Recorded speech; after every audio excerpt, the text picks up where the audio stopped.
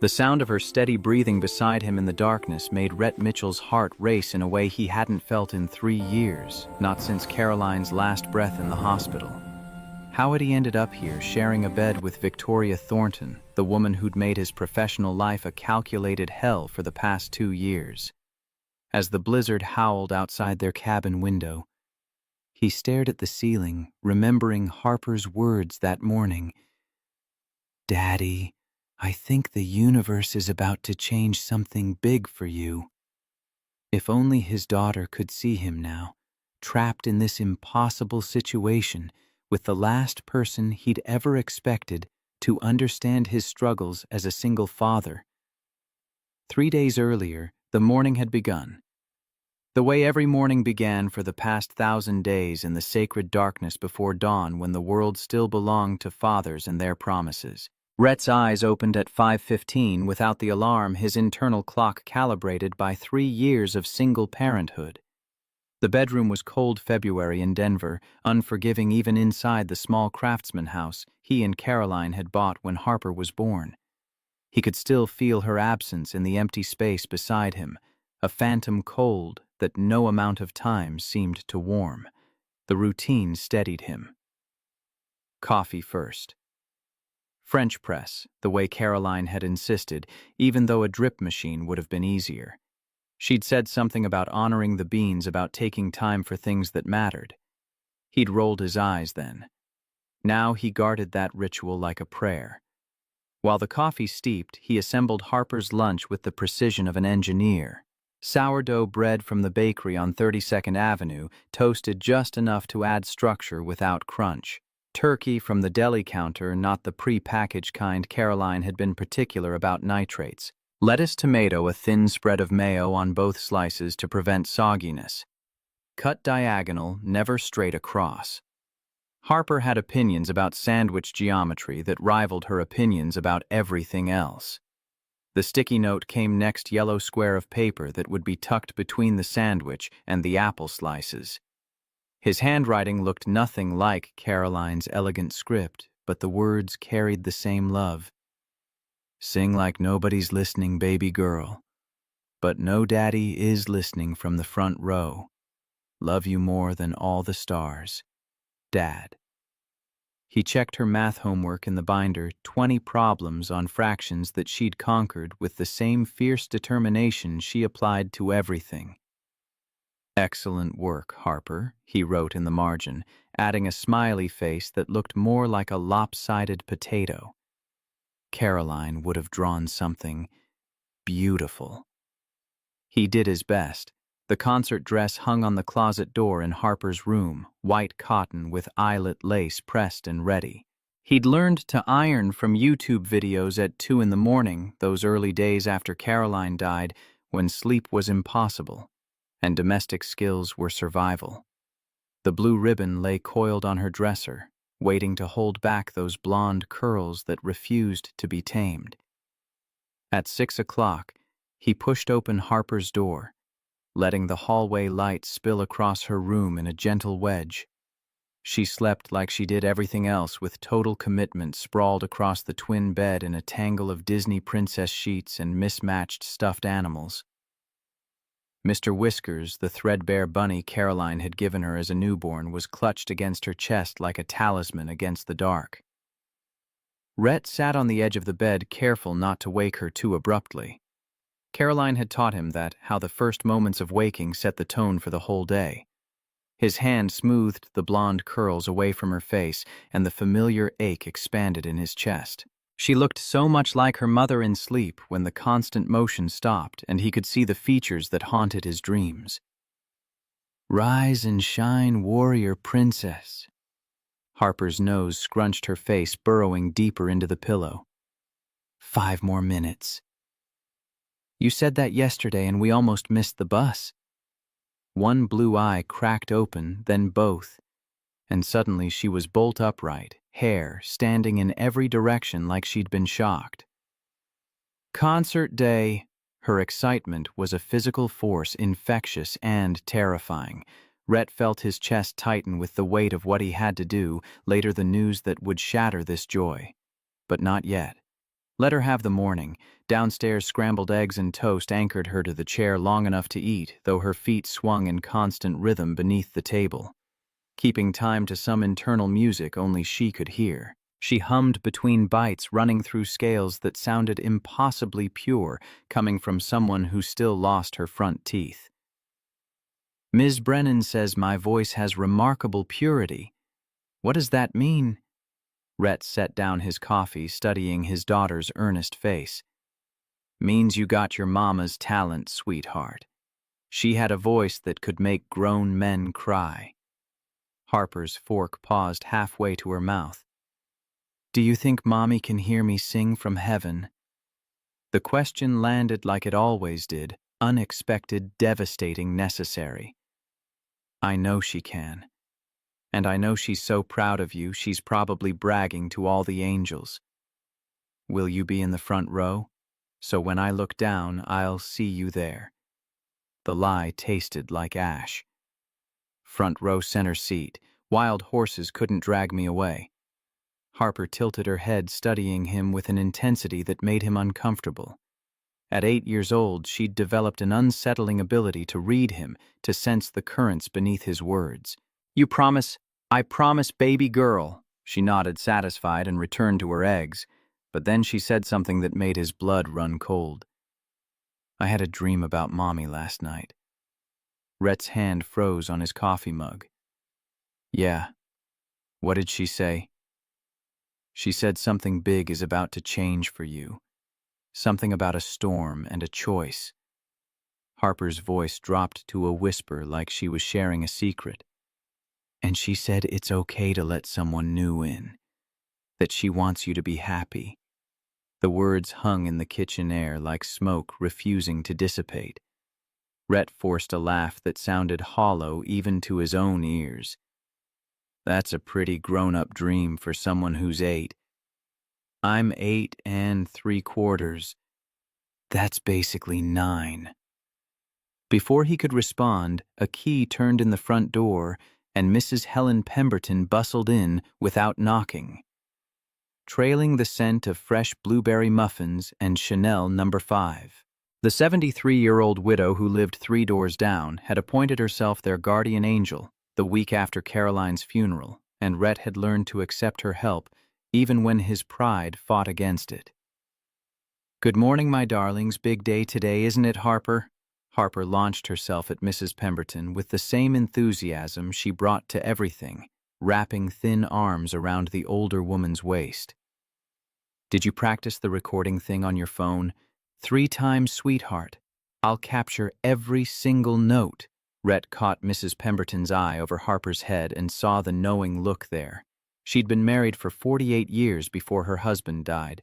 She understood about promises made to children, about the weight of being the only parent left standing. The drive to Eisenhower Elementary took 12 minutes through morning traffic. Harper's voice filling the cab of his 2014 Ford F-150 with snippets of song and running commentary about everything they passed. The truck was practical, reliable, American-made, everything Rhett tried to be. It had a dent in the rear bumper from when he'd backed into a pole 2 months after Caroline died, functioning on 3 hours of sleep and grief that felt like drowning. At the drop-off circle, Harper unbuckled her seatbelt but didn't immediately bolt like usual. She turned to him, her face serious. Daddy, what if I forget the words? You won't. But even if you did, you'd make up new ones, and they'd be beautiful. Promise you won't be late. Sometimes your work keeps you. The second lie of the morning lodged in his throat like broken glass. I promise, baby girl. Nothing is more important than you. She studied his face one more moment, then leaned over to kiss his cheek. When she jumped down from the truck, she turned back and blew him a kiss, their ritual since she was 3. He caught it out of the air and pressed it to his heart, watching her blonde curls bounce as she ran toward a cluster of friends near the entrance. Drive away, thinking everything will be fine, he told himself. Get through one more day of Victoria Thornton's demands, then it's all about Harper. He had no idea that in exactly 2 hours and 43 minutes, Victoria would detonate his carefully constructed life like a demolition expert with a taste for cruelty.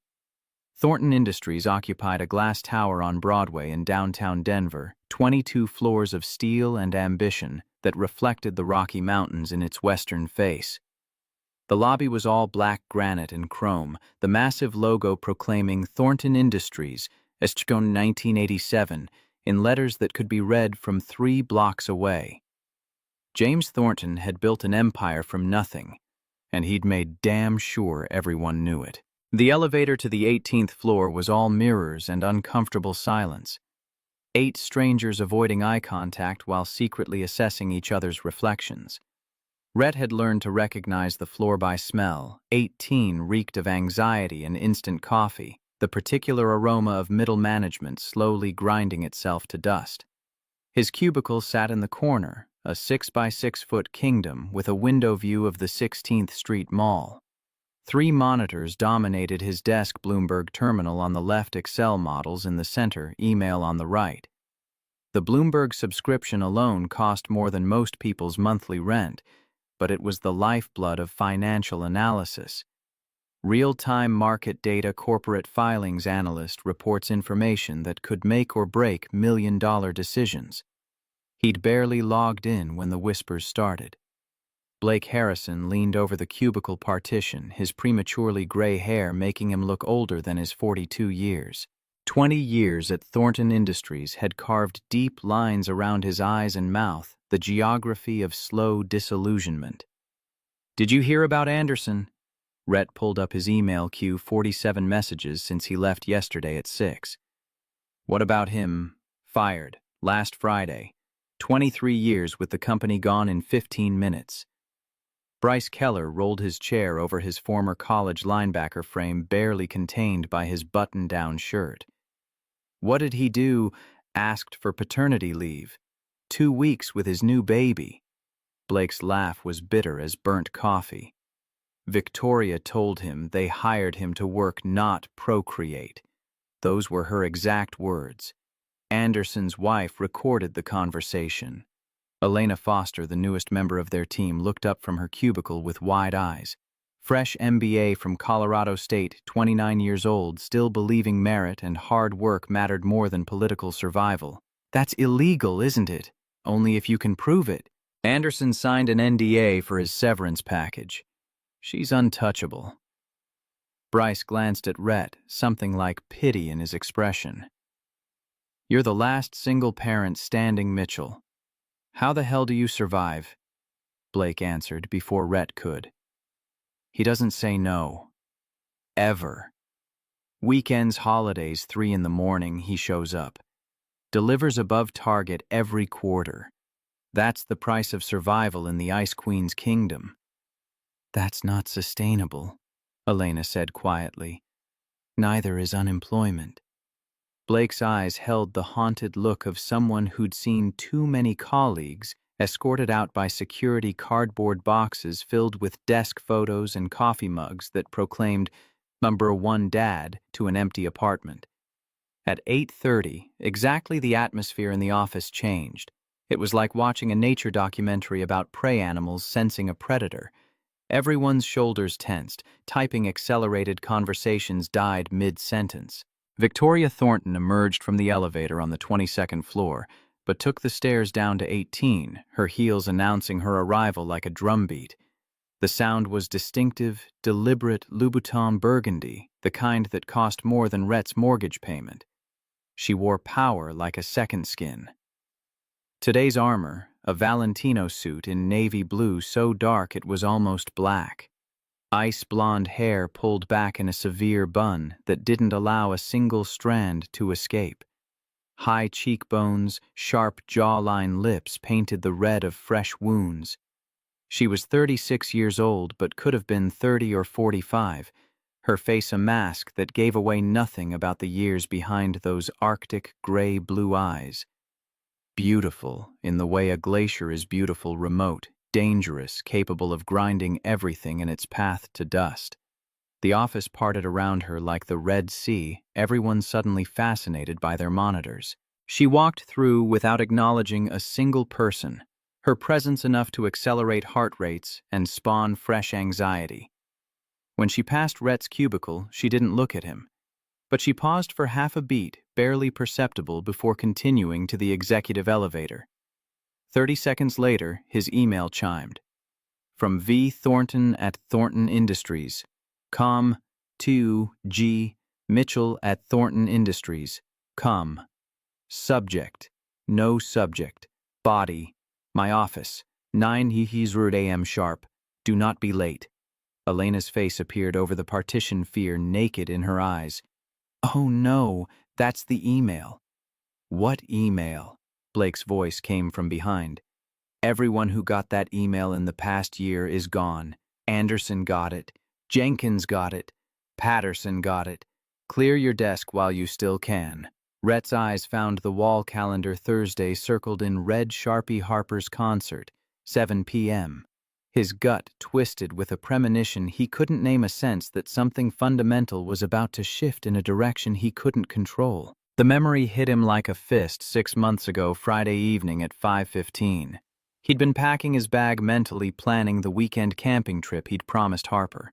3 days in Rocky Mountain National Park, just the two of them, fishing in the morning and telling ghost stories around the campfire at night.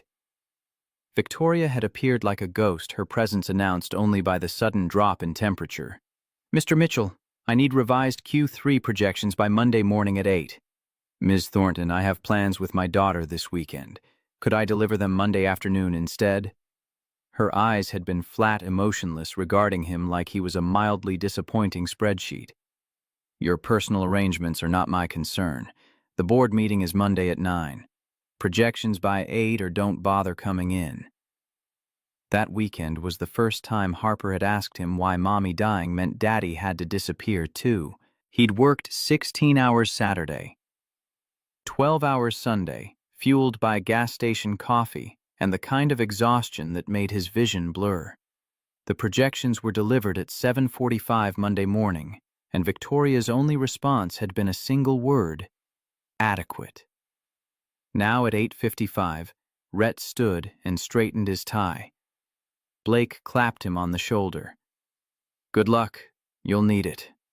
The executive elevator to the 22nd floor was carpeted silent, except for the mechanical whisper of its ascent. The hallway beyond was all thick carpet and hushed reverence, executive portraits lining the walls like a gallery of corporate saints.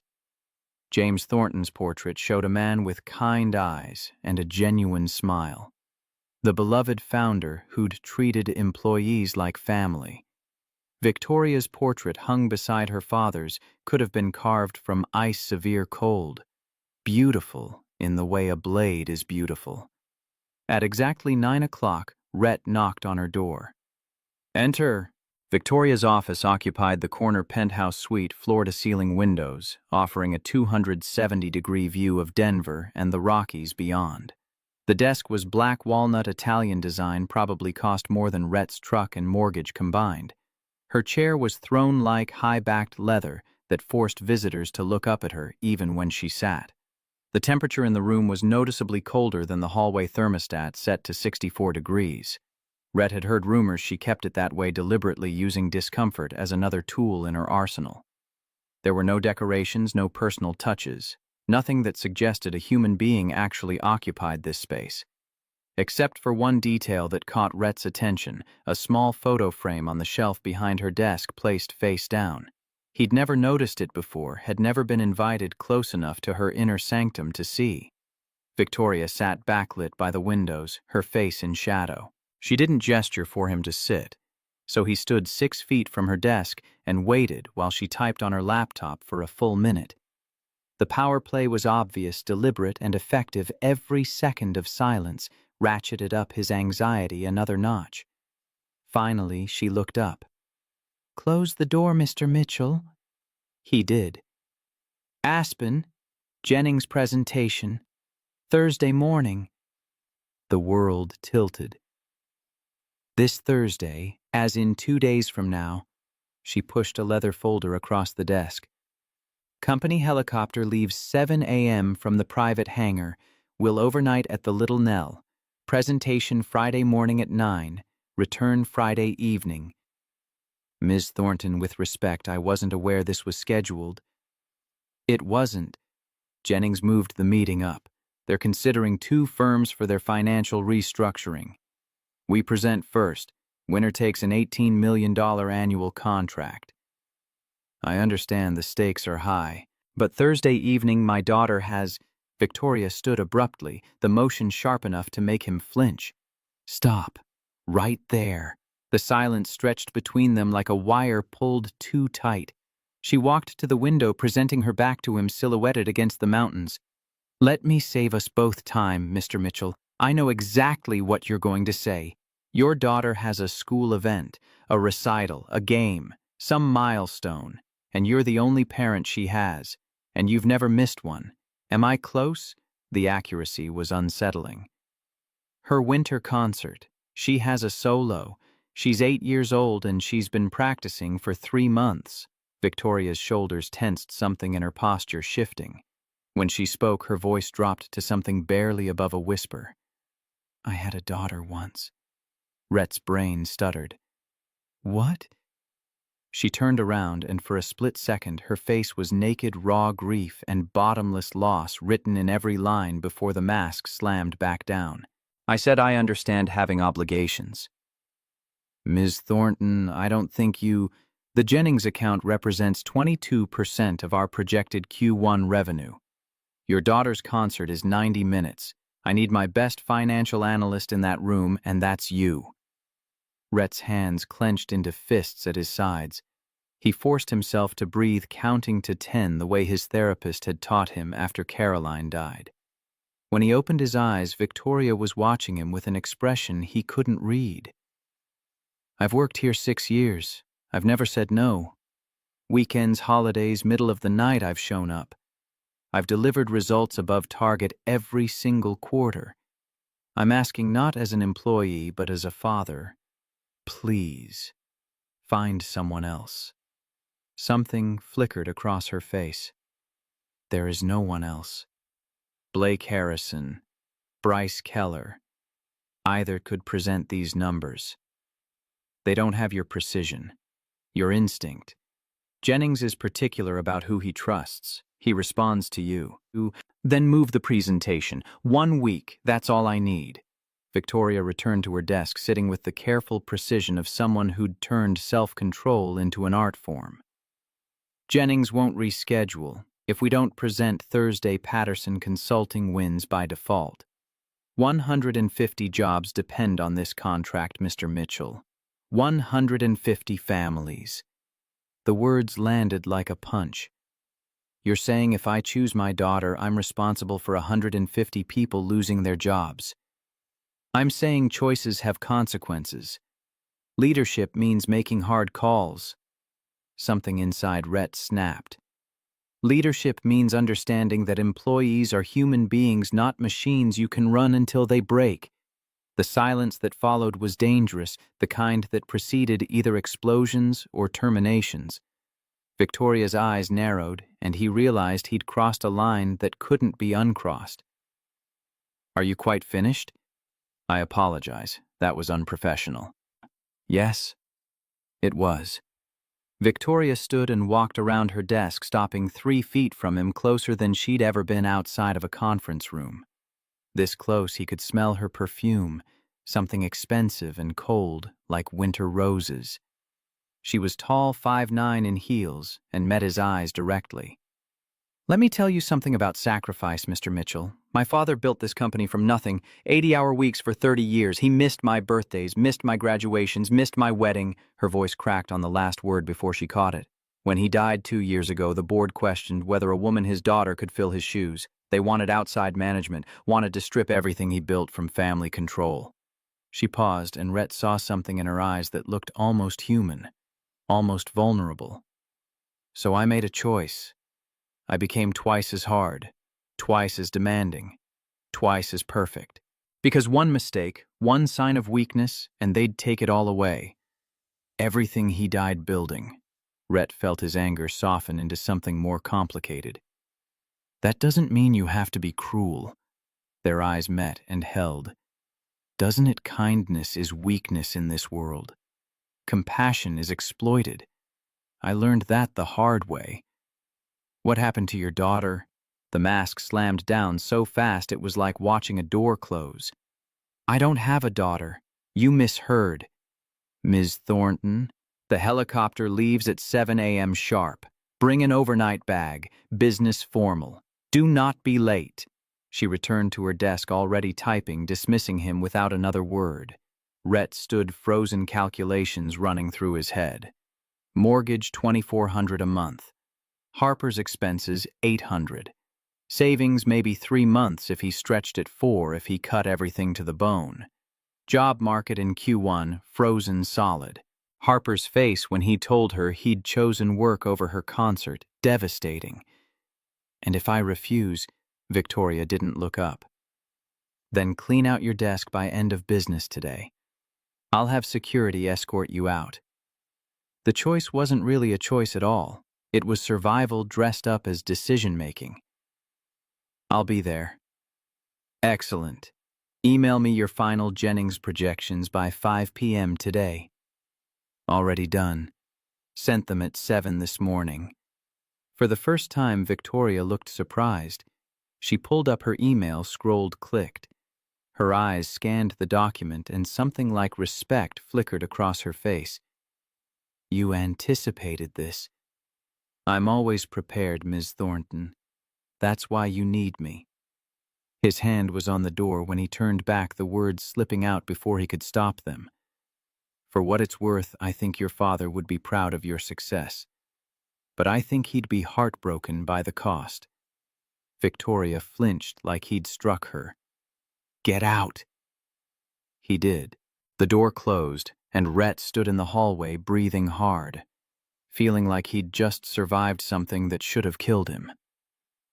Through the frosted glass of her office door, he could see Victoria's silhouette motionless at her desk. What he couldn't see was her walking to the shelf, picking up the face-down photo frame, looking at the ultrasound image labeled Baby Girl Thornton, April 2019. Couldn't see the single tear that escaped before she wiped it away with angry efficiency. Couldn't see her set the frame back down face down and return to her laptop with a mask that could have been carved from stone. Back at his desk, Rhett pulled out his phone and stared at Harper's contact photo, gap-toothed smile, eyes full of trust, wearing the Daddy's Girl t-shirt he'd bought her for Christmas. His thumb hovered over the call button for 30 seconds before he put the phone away. Not yet. Let her have one more day of excitement. One more day of believing her father kept his promises. Blake appeared over the cubicle partition. You're still here. Does that mean business trip, Thursday and Friday, Aspen? The Jennings presentation? That's huge. Blake's eyes narrowed. Thursday? Isn't that Harper's concert? Yeah. Jesus, Mitchell, you can't miss that. I don't have a choice. There's always a choice. Rhett looked up at Blake, saw the judgment there mixed with pity. When you have 3 months of savings and a daughter who needs a roof over her head, there's no choice. There's just survival. The rest of the day passed in a blur of spreadsheets and conference calls, but Rhett's mind was elsewhere. At 3:15, he called Mrs. Pemberton. Helen, I need a favor, a big one. Her voice was warm, maternal, everything he needed in that moment. Anything, dear. You know that. I have to go out of town for work, Thursday and Friday. Harper's concert is Thursday night. The silence on the other end was heavy with disappointment. Oh, Rhett. I know, but I need you to be there.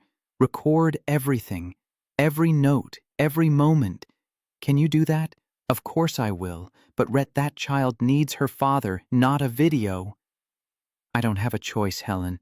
If I say no, I lose my job. If I lose my job, we lose everything. She sighed, and he could picture her shaking her head in her kitchen, surrounded by the photos of her own children and grandchildren. I'll be there, front row. I'll make sure she knows you wanted to be. Thank you. I'll pick her up tonight and tell her. The drive to the school felt like driving to an execution.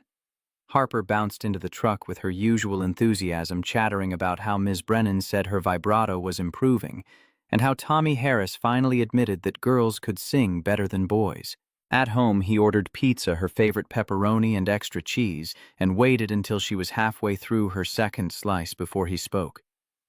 "Princess, I need to talk to you about Thursday." Harper's hand froze Slice halfway to her mouth. Her eyes met his, and he watched the light in them dim. She was too young to have that kind of resignation in her face, too young to anticipate disappointment like it was inevitable. "You're not coming to my concert." Not a question. A statement of fact. "Baby girl, I have to go on a business trip. To Aspen. My boss says if I don't go, I might lose my job." Harper set down her pizza, carefully wiping her hands on a napkin with Caroline's methodical precision. "The mean lady boss, the one who looks sad. She's not mean exactly, she has a hard job. She's under a lot of pressure. Mommy used to say hurt people hurt people. Is your boss hurt?" The question landed like a stone in still water ripples spreading outward. Rhett thought about Victoria's face when she'd said, "I had a daughter once." Thought about the photo frame placed face down the crack in her voice when she mentioned her wedding. "Yeah, Princess, I think maybe she is." Harper nodded, processing this with the seriousness of a judge. "Then I guess you should go. Someone needs to be nice to her. Maybe it'll help." "Harper, you don't have to." "It's okay, Daddy." But her chin trembled, giving away the lie. "Mrs. Pemberton will record it. We can watch it together when you get home." Rhett moved to kneel beside her chair, taking her small hands in his. "I'm so sorry. I've never missed anything important before. Not one thing since Mommy." "I know. That's why it's okay for you to miss this one. You've earned it." She was trying to comfort him, and the role reversal broke something inside his chest. "Come here." He pulled her into a hug, breathing in the scent of her strawberry shampoo, feeling the solid reality of her in his arms. This was what mattered. Not spreadsheets or contracts or Victoria Thornton's approval. This. "Will you at least try to get back in time if your meeting ends early?" Another promise he shouldn't make. "I'll do everything I can, baby girl. Everything." That night, he tucked Harper into bed and read 2 chapters of Charlotte's Web, instead of one dragging out their routine like he could stop time through force of will. She fell asleep holding his hand, and he sat there in the glow of her nightlight for 20 minutes, watching her chest rise and fall, memorizing the curve of her cheek. In his own room, he packed with mechanical efficiency. Suit, dress shoes, toiletries, laptop. Set 5 alarms, paranoid about missing the helicopter. Looked at the family photos on his dresser. Caroline, pregnant Harper as a newborn, their last vacation to Rocky Mountain National Park, before the aneurysm destroyed everything. His phone buzzed. Text from Mrs. Pemberton. "I'll take care of our girl. But Rhett Victoria Thornton isn't worth sacrificing your daughter's trust. Some costs are too high." He stared at the message for a long time before typing back, "I know, but what choice do I have?" Sleep came in fragments, interrupted by dreams of Caroline telling him he was failing their daughter, that he'd broken his promise to always put Harper first. He woke at 4:30, an hour before his alarm, and couldn't fall back asleep. Thursday morning at 5:45, he stood in Harper's doorway, watching her sleep. He'd already loaded his bag in the truck, already left money and instructions for Mrs. Pemberton, already done everything except the one thing that mattered: say goodbye to his daughter before breaking her heart. But she looked so peaceful, and waking her would mean watching her try to be brave, watching her swallow disappointment like medicine. So he left a note on her nightstand instead. The coward's way out. "Had to leave early. Mrs. P will take you to school. I love you more than all the stars in all the skies. We'll call tonight before the concert. You're going to be amazing. Dad." The drive to the private hangar took 40 minutes in pre-dawn darkness. The helicopter was already there, a sleek black Bell 407 with the Thornton Industries logo on the side. Victoria stood beside it in a charcoal wool coat and dark sunglasses despite the early hour, looking like she'd stepped out of a fashion magazine's Power Women of Wall Street spread. The pilot loaded Rhett's bag without comment. Victoria climbed into the helicopter without acknowledging him, already absorbed in her tablet. Rhett followed, buckling into the leather seat across from her as the rotors began their ascending whine. Denver fell away beneath them, the city lights giving way to the purple-gray mountains as the sun crept toward the horizon. Victoria worked without pause, fingers flying across her tablet screen, answering emails and reviewing documents with the focus of someone who'd learned to turn every moment into productive time. Rhett pulled out his phone, but there was no signal this high up. Harper would be waking soon, finding his note, trying to be brave. The thought sat in his stomach like lead. An hour into the flight, Victoria spoke without looking up. "Your projections were impressive. The sensitivity analysis on the worst-case scenarios was particularly thorough." He blinked, surprised by the compliment. "Thank you. Jennings will push back on the timeline. He always does. Be prepared to defend the 18-month implementation window." "I can handle Jennings." "I know, that's why you're here."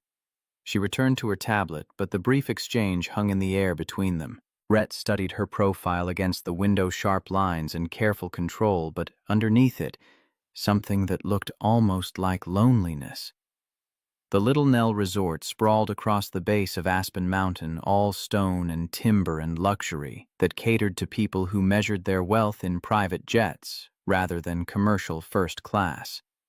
Their rooms were on the 14th floor, 2 doors apart, each probably costing more per night than Rhett's mortgage payment. Victoria disappeared into her room with instructions to meet in the lobby at 2 for a prep session. Rhett unpacked his suit, checked his presentation notes, and called Harper. Mrs. Pemberton answered. "She's eating breakfast. Want to talk to her? Please." Harper's voice came on the line, bright but brittle. "Hi, Daddy. Did your helicopter crash? No, baby girl. We landed safe and sound. I'm in Aspen now. How was the note?" "It was okay. I would have rather said goodbye for real, but Mrs. P says you were being thoughtful by letting me sleep." Guilt twisted in his chest. "I'm sorry, Harper. I'm so sorry about tonight." "It's okay. I'm going to pretend you're in the front row anyway. Sometimes pretending makes things more real." The wisdom of that statement coming from an 8-year-old nearly undid him. "You're going to be amazing tonight. The best singer they've ever had." "I love you, Daddy. I love you more than all the stars." When he hung up, he sat on the edge of the hotel bed and let himself feel the full weight of what he'd done, chosen money over promises. Fear over faith. Caroline would have been furious. He was furious at himself. But fury didn't pay mortgages or keep roofs overhead or put food on tables. Fury was a luxury he couldn't afford. At 2 o'clock, he met Victoria in the lobby. She'd changed into a different suit, charcoal gray, this time her armor adjusted, but no less impenetrable. They reviewed the presentation for 2 hours, Victoria dismantling his arguments and forcing him to rebuild them, stronger testing every weak point until the logic was bulletproof. By 6 p.m., when they finally broke for dinner, Rhett's head was pounding and his phone showed 8 missed calls from Mrs. Pemberton. He excused himself and stepped outside to call back. "Rhett, the concert starts in an hour. Harper keeps asking if you'll make it." His watch showed 6:14 p.m. Denver was 2 hours away by helicopter, but the weather had turned. Through the resort windows, he could see snow beginning to fall thick and fast. "Tell her I'm trying. Tell her I love her. She knows that. But Rhett, she needs you to be there." "I know. I'm sorry. I'm so goddamn sorry." At 7:03 p.m., his phone buzzed with a photo from Mrs. Pemberton. Harper on stage in her white dress, blonde curls held back with the blue ribbon microphone in hand, eyes scanning the audience with desperate hope. The next text was a video file 42 seconds long. He sat in the hotel lobby and watched his daughter sing the first verse of Winter Wonderland with a voice like spun glass. pure and achingly beautiful, and he watched her eyes search the crowd, landing on the empty seat in the front row before quickly looking away, her smile never faltering, even as tears gathered at the corners of her eyes.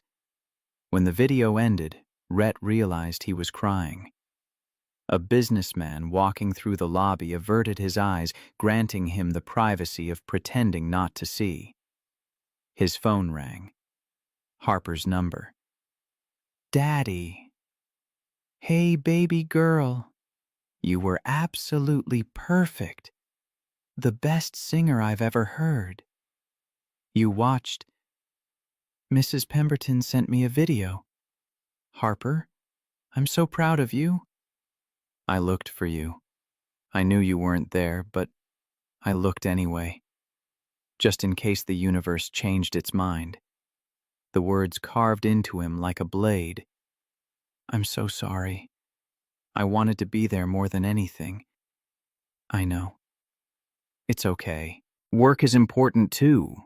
But her voice said it wasn't okay, that some things couldn't be forgiven with apologies and good intentions. They talked for 10 more minutes, Harper trying to be cheerful while he tried not to let her hear him crying, and when they hung up, Rhett sat in the lobby and stared at nothing. "Mr. Mitchell." He looked up to find Victoria standing there, still in her armor of suit and heels, but her face had softened into something he'd never seen before, concern. "Is everything all right?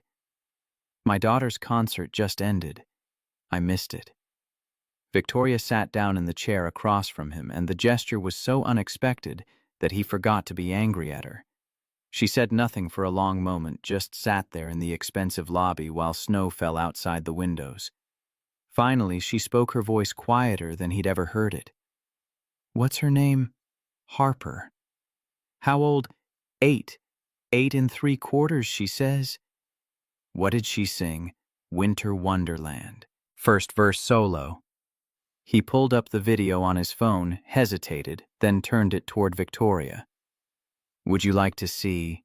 She took the phone like it might burn her, and Rhett watched her face as the video played, watched something crack in her expression as Harper's voice filled the small speaker, watched her eyes when Harper searched the crowd for her father, watched a single tear escape before Victoria caught it and wiped it away with the same angry efficiency he'd imagined in her office. She handed the phone back. "She's remarkable. You must be very proud." "I am. I just wish I'd been there to tell her in person." Victoria stood abruptly. "Get some rest, Mr. Mitchell. Tomorrow's presentation requires us both at our best."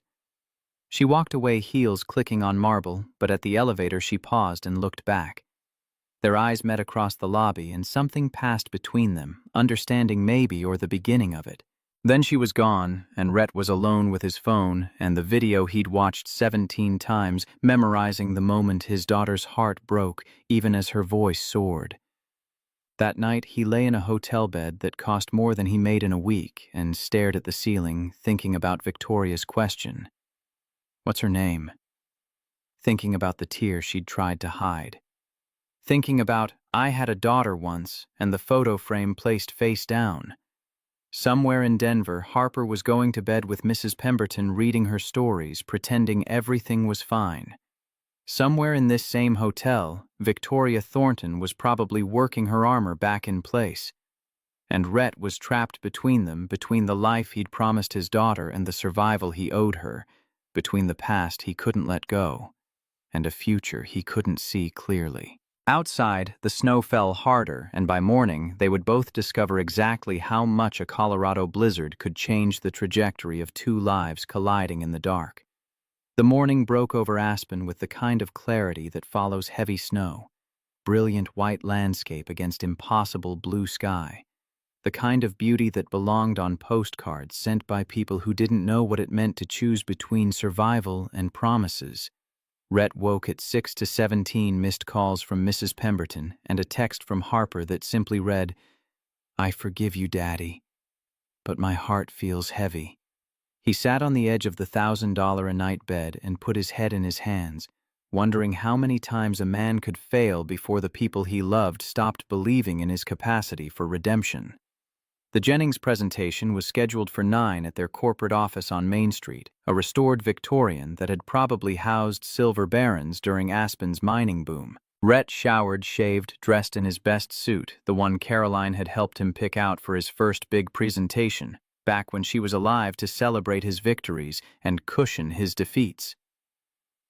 Victoria met him in the lobby at 7:30, looking like she'd slept perfectly, despite the evidence of yesterday's crack in her armor. Hair, immaculate suit, pressed face carefully blank. She carried 2 coffees and handed him one without comment, black with 2 sugars, which meant she'd somehow learned how he took it, despite never asking. The helicopter can't fly in these conditions. We're driving back to Denver after the meeting. Rhett nodded, calculating. 4 hours if the roads were clear, possibly 6 with weather. He could be home by 5 at the earliest 7 if they hit delays. Harper would be at Mrs. Pemberton's doing homework, trying to pretend her father hadn't shattered her trust. Mr. Mitchell, Victoria's voice cut through his spiraling thoughts. I need you present. Completely. Can you do that? He met her eyes, saw something in them that might have been understanding. Yes. Good. Because Walter Jennings will eat us alive if he senses weakness.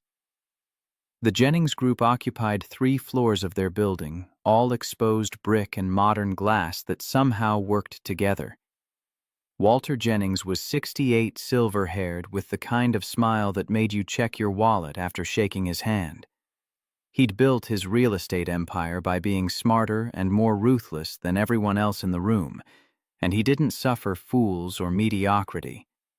The conference room had mountain views that probably added $1 million to the property value. Jennings sat at the head of the table, flanked by his CFO and general counsel, both looking like they'd been carved from the same granite as the mountains outside. Rhett set up his presentation while Victoria made small talk, watching her transform into someone almost charming. She laughed at Jennings' joke about Denver traffic, complimented his CFO's tie. Somehow made it look effortless when he knew every word was calculated for maximum effect. The presentation lasted 90 minutes.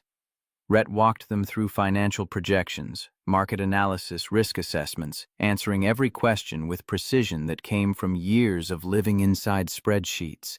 Victoria backed him up perfectly, knowing exactly when to step in and when to let him shine, their rhythm as synchronized as if they'd worked together for decades instead of existing in barely civil tension. Jennings leaned back in his chair when they finished, fingers steepled. Impressive. Patterson's presentation was competent, but this... He gestured at the screens. This is comprehensive. I particularly appreciate the sensitivity analysis on regulatory changes. Shows you're thinking 3 moves ahead. Victoria's smile was genuine for the first time Rhett had seen. We believe in anticipating problems before they become crises, Mr. Jennings. Reactive business is failing business. I want to move forward. 18-month timeline, but I need quarterly reviews with both of you. Deal. They shook hands and Rhett felt the tension drain from his shoulders.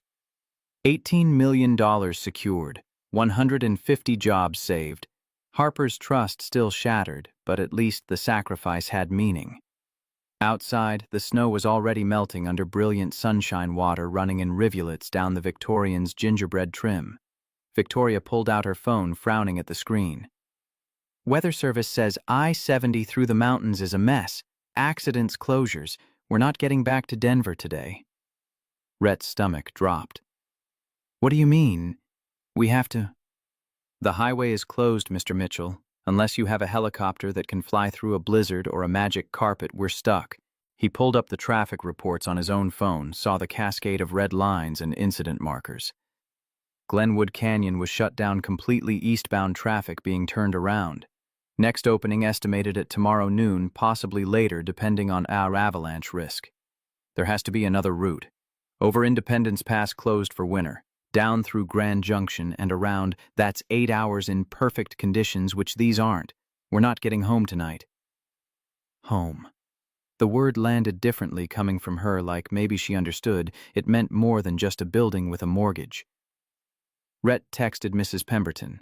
Stuck in Aspen. Roads closed. Won't make it back tonight. Please tell Harper I'm sorry. I'll be home tomorrow. The response came in seconds. She's a strong girl, Rhett, but this is becoming a pattern. When you get home, you need to have a real conversation about priorities. Victoria was on her phone already solving problems. Resort manager says they're fully booked. Storm brought in skiers and trapped travelers, but they have one cabin still available, up on Smuggler Mountain. Normally rents for $3,000 a night. $3,000, company's paying. It's the only option unless you want to sleep in the rental car. The cabin was a 20-minute drive up a road that probably terrified tourists but was just another Colorado mountain pass to anyone who'd lived through enough winters. Pine trees heavy with fresh snow, glimpses of the town spread below, air so cold and clean it hurt to breathe. The structure itself was straight out of a luxury magazine timber frame, river rock fireplace, floor-to-ceiling windows showcasing the Continental Divide. The interior was all exposed beams and leather furniture, a kitchen with appliances that looked like they'd never been used, and up a short staircase a bedroom with a bed large enough to sleep four comfortably. One bedroom. One bed. Rhett stood in the doorway staring at that California king like it was a landmine. Victoria set her bag down with the decisive thump of someone who'd already made peace with uncomfortable situations. I'll take the couch. She glanced at the leather sectional, which was beautiful but definitely not designed for sleeping. Don't be ridiculous, Mr. Mitchell. We're both adults.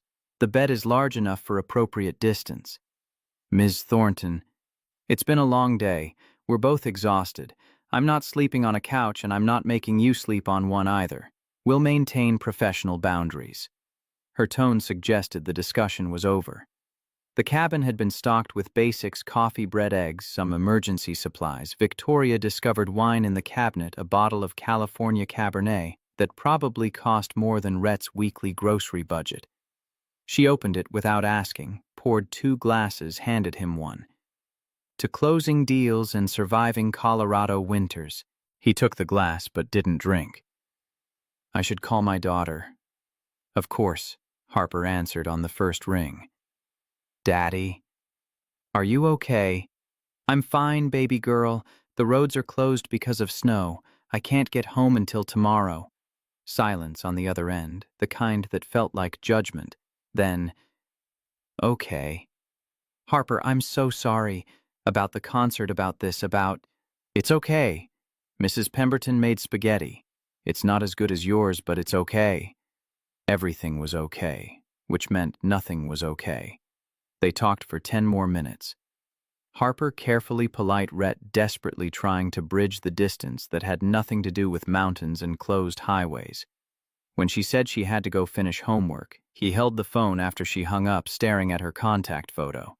Victoria sat by the fireplace, her suit jacket discarded, working on her laptop like this was just another evening in just another office. But something about her posture was different. Shoulders less rigid. Jaw less set. She looked up, caught him watching. How is she trying to be brave? She's 8. She shouldn't have to be brave about her father breaking promises. Victoria closed the laptop, a gesture that felt significant. She never stopped working, never surrendered to something as human as rest. You made a choice. Not a good one, perhaps, but the only one available.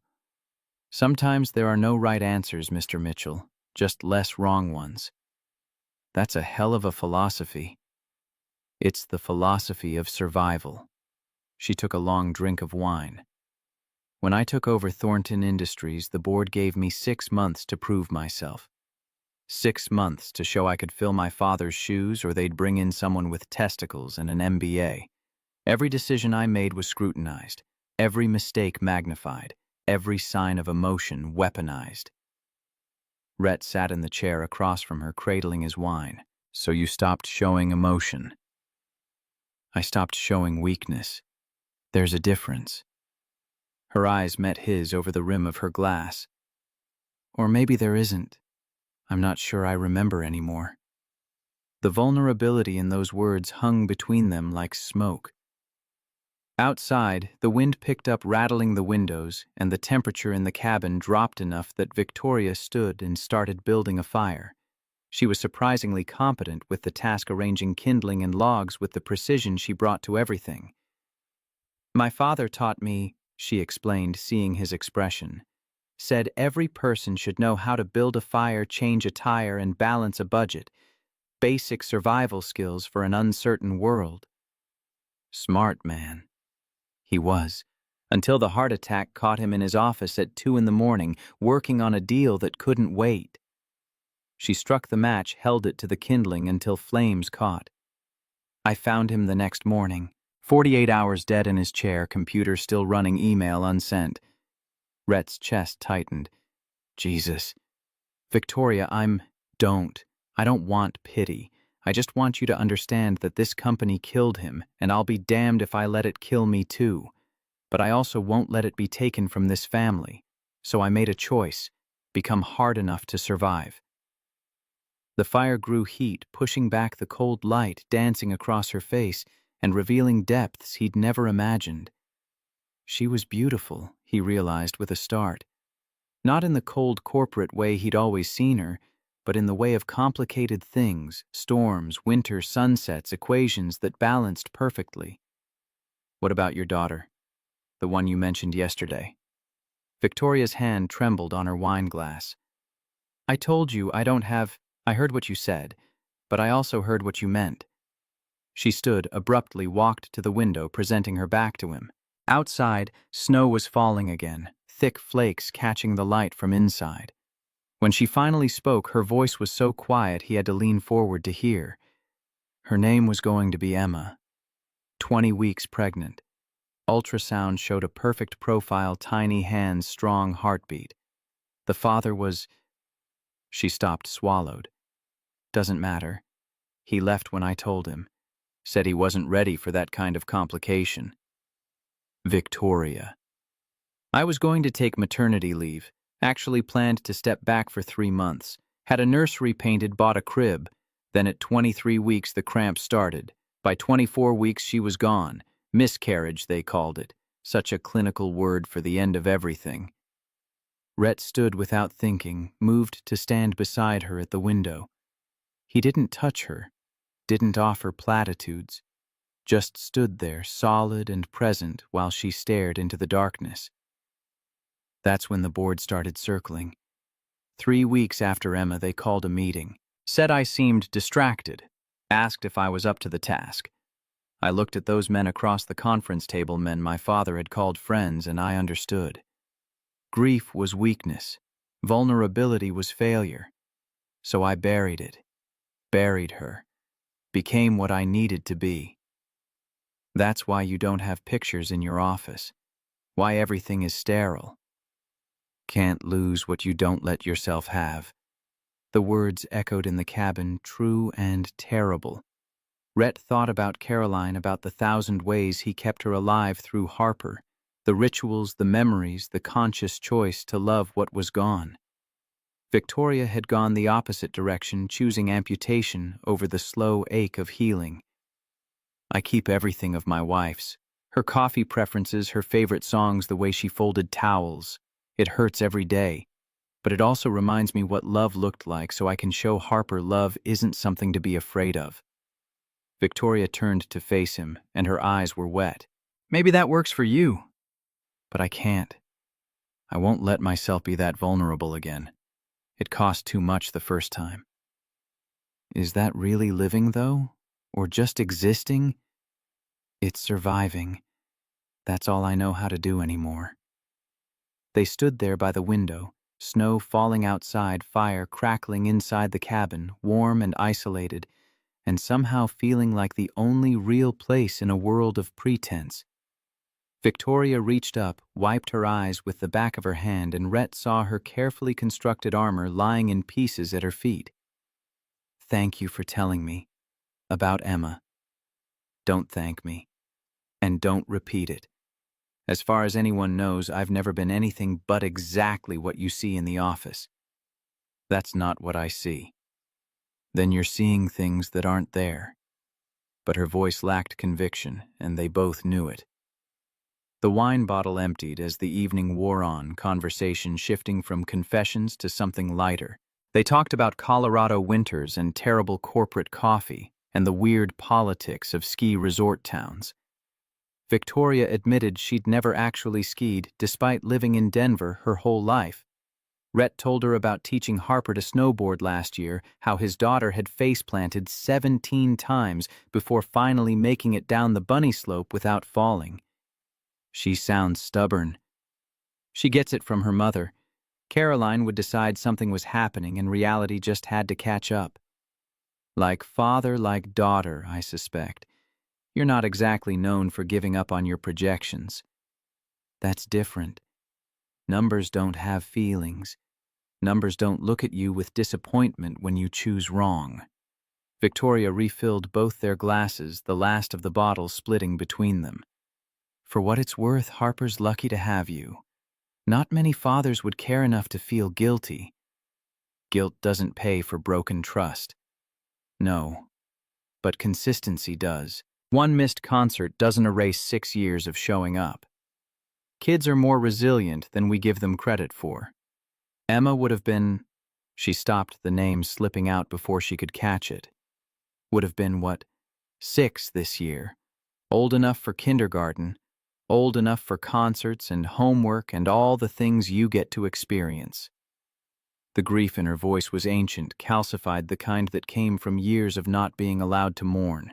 Rhett felt something shift in his chest, the anger he'd carried toward Victoria for 2 years crumbling under the weight of understanding her pain. I'm sorry. For what you lost, for what you didn't get to become. I became what I needed to be.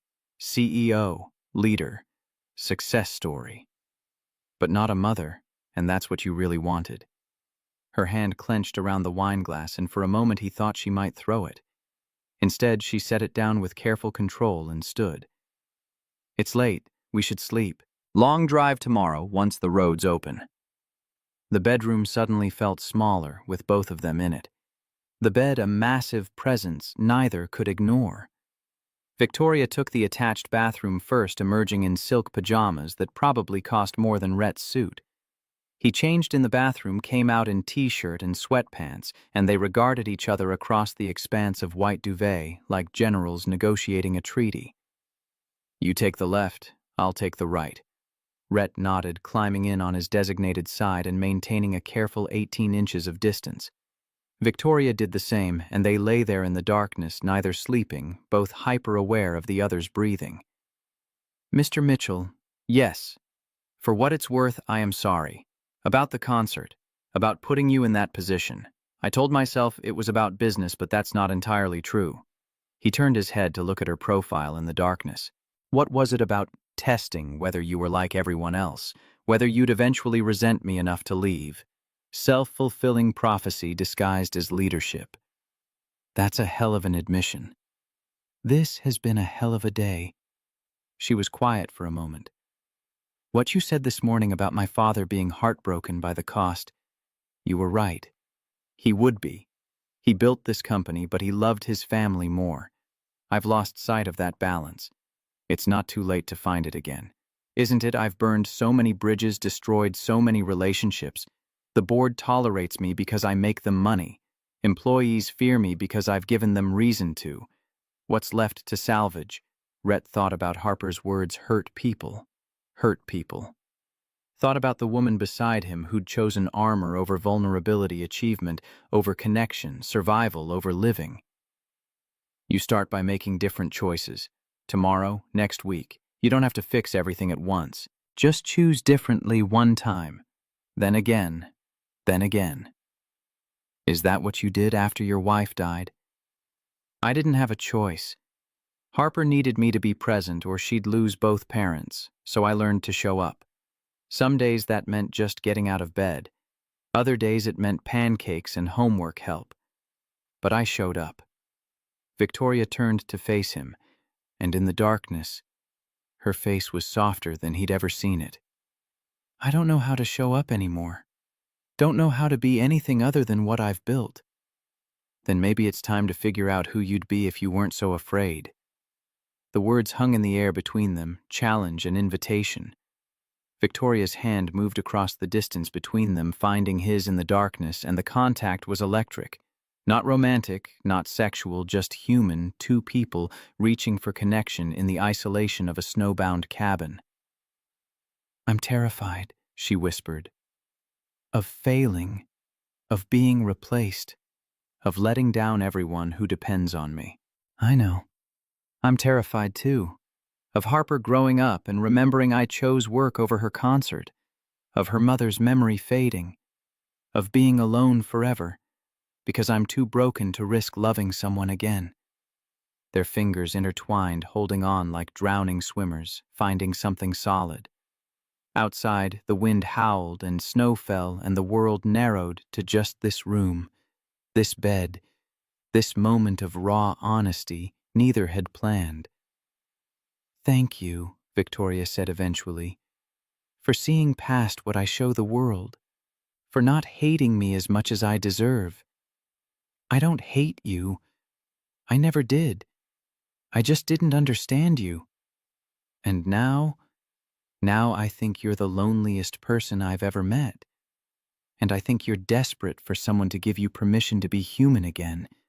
She laughed, but it came out as something close to a sob. Permission granted, permission granted. They fell asleep like that, hands clasped across the divide, and when Rhett woke in the gray pre-dawn, he found that distance had vanished. Victoria was curled against his side head on his shoulder, hand on his chest, fitting there like she'd been designed for that exact space. His first instinct was to pull away, to retreat to his side of the bed and re-establish professional boundaries. But she looked so peaceful in sleep, the sharp edges of her face softened, the perpetual tension in her jaw released. When was the last time she'd slept this deeply? When was the last time someone had held her while she did? He stayed still, letting her sleep. Watching the light change outside the windows as sunrise painted the snow-covered mountains in shades of pink and gold. This was dangerous territory. His boss, his adversary, the woman who'd made his life hell and simultaneously held pain that mirrored his own in different keys. Victoria stirred consciousness, returning in slow degrees. Her eyes opened, focused, widened as she realized their position. She started to pull away, apology forming on her lips, but Rhett's other hand came up to gently stop her. "It's okay. We both needed this. This is wildly inappropriate. Probably, but also maybe the most honest either of us has been in years." She studied his face, searching for mockery or agenda, finding only tired understanding. Slowly, she relaxed back against him, and they lay there for another 10 minutes, neither speaking, just existing in the safety of this temporary truce. When they finally rose, showered separately, dressed in yesterday's clothes, the armor didn't quite fit as well as before. Victoria still pulled her hair back, still wore her suit like a uniform, but something in her posture was different, less rigid, more human. They made coffee and toast, moving around the kitchen in surprising synchronization. Victoria checked the highway reports. I-70 was open again, traffic moving slowly, but moving. They could be back in Denver by 2 if they left within the hour. "I should call Harper." Rhett pulled out his phone, but Victoria stopped him with a hand on his arm. "Before you do, I want to say something. What happened here, the conversations, the vulnerability, this can't happen at the office. I need you to understand that." His jaw tightened. "So we pretend none of this was real. We acknowledge that professional boundaries exist for a reason. You work for me. There's a power dynamic that makes this complicated. You're right. But Victoria," he used her first name deliberately, watching her flinch at the intimacy. "What we talked about last night about making different choices, that starts at the office. You can't compartmentalize humanity like it's a weekend hobby." "I can try." "You'll fail. And honestly, I hope you do." The drive back to Denver was quiet, both of them lost in thoughts they couldn't quite articulate. Snow-covered mountains gave way to foothills, then to the sprawl of suburbs, civilization reasserting itself mile by mile. By the time they reached Thornton Industries' parking garage, the armor was back in place on both sides. Thank you for your work on the Jennings account. Your performance was exemplary. Thank you for the opportunity, Ms. Thornton. They stood beside their separate vehicles, and the distance between them felt like miles instead of feet. Victoria pulled out her car keys, hesitated, then met his eyes one more time. Your daughter is very lucky, Mr. Mitchell. I hope you both find a way past this. Then she was gone, driving away in her Mercedes, leaving Rhett standing in the cold garage, wondering if the past 24 hours had been real or just a shared hallucination brought on by altitude and wine. Harper was at Mrs. Pemberton's doing homework at the kitchen table when Rhett arrived. She looked up when he entered, and the careful neutrality on her face broke his heart more than tears would have. Hi, Daddy. Hi, baby girl. He knelt beside her chair, taking her hands. I'm so sorry. About the concert, about being gone an extra day, about all of it. Mrs. Pemberton showed me the videos. I sounded pretty good. You sounded perfect. But Harper, I need you to understand something. What I did was wrong. Choosing work over you was wrong. And I'm going to do everything in my power to make sure it doesn't happen again. You can't promise that. Your job is important. We need the money. The resignation in her voice, the acceptance that she'd always come second to survival, gutted him. We need each other more, and if a job requires me to choose between paying the mortgage and being your father, then I'll find a different job. Really? You are my priority. Always. Everything else is just details we figure out along the way. Harper studied his face, looking for the truth beneath the promise. Whatever she saw there must have satisfied her, because she launched herself at him, wrapping thin arms around his neck, and finally let herself cry. Not the careful tears of someone trying to be brave, but the messy, gulping sobs of a child whose father had hurt her and was now promising not to do it again. Rhett held her and let her cry and made promises he hoped to God he could keep this time. Mrs. Pemberton watched from the doorway, approval in her eyes. When Harper finally pulled back, wiping her nose on her sleeve, the older woman handed over tissues and a knowing smile. Why don't you two go home? I made extra lasagna. It's in the fridge for your dinner. At home, Rhett and Harper made hot chocolate the way Caroline used to, real cocoa powder, whole milk vanilla extract, topped with marshmallows melted just enough to be gooey. They sat on the couch and watched the concert video together. Rhett telling Harper everything he loved about her performance, making her laugh by pointing out Tommy Harris picking his nose in the back row. Daddy, your boss? Is she really mean, or is she just sad? The question came out of nowhere, piercing in its accuracy. What makes you ask that? In my dream, Mommy said the sad lady needed someone to show her it's okay to be happy again. Is your boss the sad lady? Rhett thought about Victoria crying in the cabin about Emma, who never got to be born, about armor built from grief and maintained through fear. Yeah, baby girl, I think maybe she is. Then maybe you should be her friend. Everyone needs friends. It's complicated. She's my boss. There are rules about that kind of thing. Harper shrugged with the wisdom of 8-year-olds who hadn't yet learned that the world was more complicated than kindness. Mommy always said rules are important, but love is importanter. That's not a real word, but you know what I mean. He did know. And as he tucked Harper into bed that night, reading 2 chapters of Charlotte's Web and listening to her breathe in sleep, he thought about Victoria driving home to an empty penthouse apartment, surrounded by success and suffocating from loneliness. Monday morning came too quickly.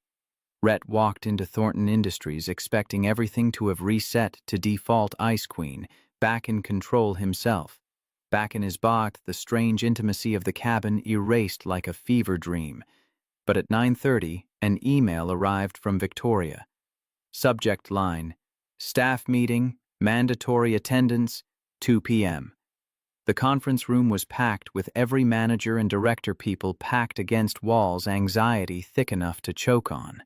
Victoria stood at the head of the table in her armor of navy suit and sharp heels, but something in her posture was different, less aggressive, more thoughtful. 2 years ago, I took over Thornton Industries from my father. I made changes, some necessary, some excessive. I told myself that success required sacrifice, that compassion was weakness, that profit margins mattered more than people. She paused, and the room held its collective breath. I was wrong. Silence, then murmurs, then Blake Harrison's voice from the back. Did she just say she was wrong? Victoria's lips quirked, not quite a smile, but something adjacent. I did, and I'm about to prove it by implementing changes that will cost this company money in the short term. Flexible working arrangements for parents, mandatory vacation time that actually gets used, emergency family leave paid no questions asked, on-site childcare for employees with children under 10. The murmurs grew louder. Elena Foster looked like she might cry. Bryce Keller was frantically taking notes. These policies take effect immediately. HR will have details by end of week. And one more thing, if any manager retaliates against employees who use these benefits, you'll answer to me personally. She dismissed the meeting, but as people filed out, Rhett caught her eye across the room. She gave him the briefest nod, acknowledgement maybe, or gratitude for the conversation that had planted these seeds. Blake grabbed Rhett's arm in the hallway. What the hell happened in Aspen? Did you perform an exorcism? Just had an honest conversation. Whatever you said, keep saying it. This is the first time in 2 years I've felt like this company gives a damn about us as people. The rest of the week, Rhett watched Victoria navigate the fallout from her announcements. The board called emergency meetings. Some managers grumbled about coddling employees, but Victoria held firm, defending her decisions with data about retention and productivity that she must have compiled at 3 in the morning, because she damn well wasn't going to lose this fight. She was still demanding, still held high standards. But the cruelty was gone, replaced by expectations that felt fair rather than punitive. Friday afternoon, Rhett received another email. My office, 5 p.m., not optional but not bad news. He arrived to find her standing at the window, silhouetted against the Denver skyline. She turned when he entered, and something vulnerable flickered across her face before the professional mask reasserted itself. The board wants to meet you. The Jennings deal combined with your work over the past 2 years has made them take notice. They're talking about promoting you to Director of Financial Analysis. That's wow. Thank you. Don't thank me. You earned it. She walked to her desk, picked up the photo frame that had been face down, turned it to show him the ultrasound image. I'm having this framed properly, putting it on my desk. Emma deserves to be remembered, not hidden. Rhett's throat tightened. I think that's exactly right. I'm also starting therapy. Real therapy, not just pretending I'm fine. It's time to deal with things I've been running from. That takes courage. No. Courage was you standing in this office and fighting for your daughter. Courage was you seeing past my armor and refusing to let me hide behind it. This is just overdue housekeeping. They stood there in the fading light, and Rhett understood that whatever was happening between them wasn't romance. Not yet. Maybe not ever. It was something more complicated. Two broken people recognizing each other's scars and choosing to stop hiding them. For what it's worth, I think you're going to be okay. I think we both are. Ask me again in a year. See if I've managed to not destroy everything good that tries to come into my life. Deal. As Rhett drove home, he thought about Harper's words, the sad lady needs someone to show her it's okay to be happy again. He thought about Victoria's slow thaw, about armor coming down one painful piece at a time. He thought about Caroline's voice in his head, not haunting him but guiding him. Hurt people, but healing people can heal people too. The universe had trapped them in a snowstorm for a reason. Now he just had to trust that the thaw, when it came, would reveal solid ground beneath all that ice. Spring came to Denver like a promise, kept snow melting into streams that carried winter's memory down from the mountains. 3 months had passed since Victoria Thornton stood in front of her staff and admitted she'd been wrong, since Rhett Mitchell had chosen to see the human being beneath the armor. The changes at Thornton Industries were seismic. Employee turnover dropped 40%. Productivity climbed. The board grumbled about quarterly costs but couldn't argue with annual projections showing the company on track for record profits. Victoria's face appeared in Denver Business Journal with the headline, "Ice Queen Thaws How Compassionate Leadership Drives Success." She'd framed the article and hung it in her office bathroom where no one would see it, a private joke about public perception, finally catching up to private truth. But the real transformation happened in smaller moments. Victoria leaving the office at 6 instead of 9, actually using the gym membership she'd been paying for, but ignoring showing up at the on-site child care center's ribbon cutting and staying to read stories to a group of mesmerized 4-year-olds. Rhett watched these changes from his new corner office on the 20th floor, Director of Financial Analysis etched on the nameplate that still felt surreal. His team had grown to 12 analysts, and he found he liked mentoring almost as much as he liked spreadsheets. Blake Harrison worked under him now, grateful to have a boss who remembered that numbers represented people's lives, not just profit margins. They were circling each other, Victoria and Rhett professional by day, but with a current running underneath that neither acknowledged out loud. Coffee meetings that ran long, projects that required collaboration, emails sent at 11 p.m. that weren't strictly necessary but created connection anyway. Harper noticed. Kids always did. "Your boss came up a lot at dinner tonight, Daddy. You said her name 6 times. Rhett looked up from the dishes suds dripping from his hands. "Did I?" "Yup," I counted. "Victoria said this. Victoria thinks that Victoria's new policy about—" Harper ticked them off on her fingers. "You talk about her more than you talk about Mrs. Pemberton, and Mrs. Pemberton makes us cookies. She's my boss. We work together a lot." Harper's 8-year-old skepticism could cut through steel. "Is she still sad?" The question caught him sideways. "Less sad, I think. She's working on it." "Good. Sad people need help being happy again. That's what Mommy would say." Caroline's voice echoed in the words, and Rhett felt the familiar ache of missing her twist in his chest. But underneath it, something new, permission maybe to imagine a future that didn't erase the past but grew alongside it. The invitation arrived on a Thursday in late April, printed on heavy cardstock that screamed corporate formality. Sterling Tech Innovations Annual Gala. Black tie. Spouses welcome. Victoria's assistant had hand-delivered it to his office with a note attached in Victoria's sharp handwriting. "Attendance mandatory for directors. Also, I'm terrible at these things and could use an ally. VT." Rhett stared at the invitation, specifically at "Spouses welcome," and felt his stomach twist. He hadn't been to a formal event since Caroline's funeral, hadn't owned a tuxedo since their wedding, hadn't considered that moving forward might eventually mean navigating social situations designed for couples. Blake knocked on his open door. "You get one of those death sentences too. The gala, yeah.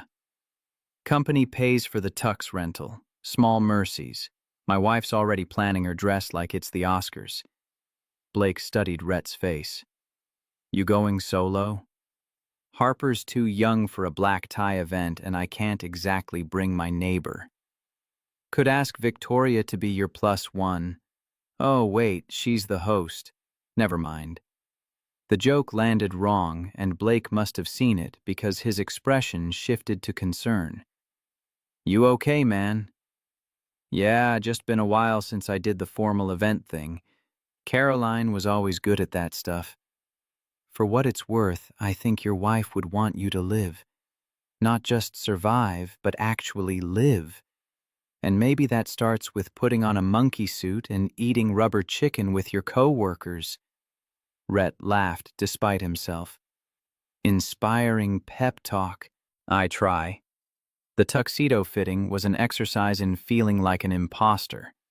The tailor at Nordstrom kept adjusting the jacket pinning here, marking there, talking about break and drape like Rhett understood the language.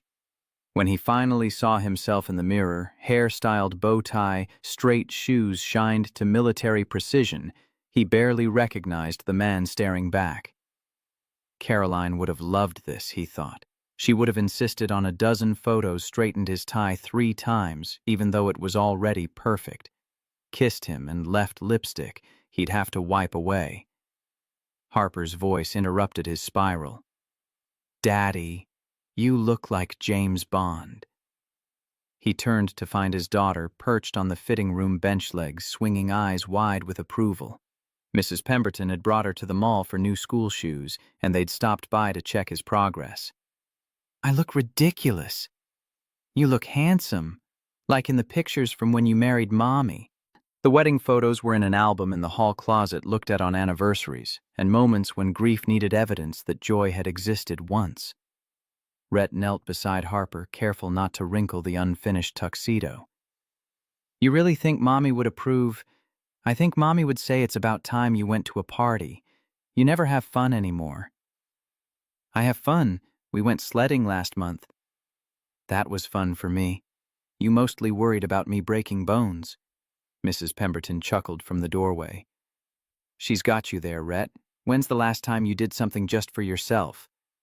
Not for Harper, not for work, but because you wanted to."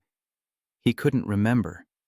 Every choice for 3 years had been calculated against Harper's needs, financial requirements, professional obligations. Joy had become theoretical, something other people experienced while he survived. The gala is work. The gala is also an opportunity to remember you're a person outside of being a father and an analyst, to maybe enjoy an evening. Mrs. Pemberton's knowing look suggested she suspected more than she was saying. The afternoon of the gala, Rhett picked up the finished tuxedo and felt his anxiety ratchet up with every mile closer to home. This wasn't just a work event. It was Victoria's debut as the new face of Thornton Industries, the first major public appearance since her transformation, and somehow Rhett had been cast as supporting player in her narrative arc. His phone buzzed. Text from Victoria. "Please tell me you're not planning to bail on this nightmare. I need at least one person there who's seen me cry and won't judge me for wanting to." He typed back, "Wouldn't dream of it. Someone has to make sure you don't fire anyone mid-appetizers." "Ha.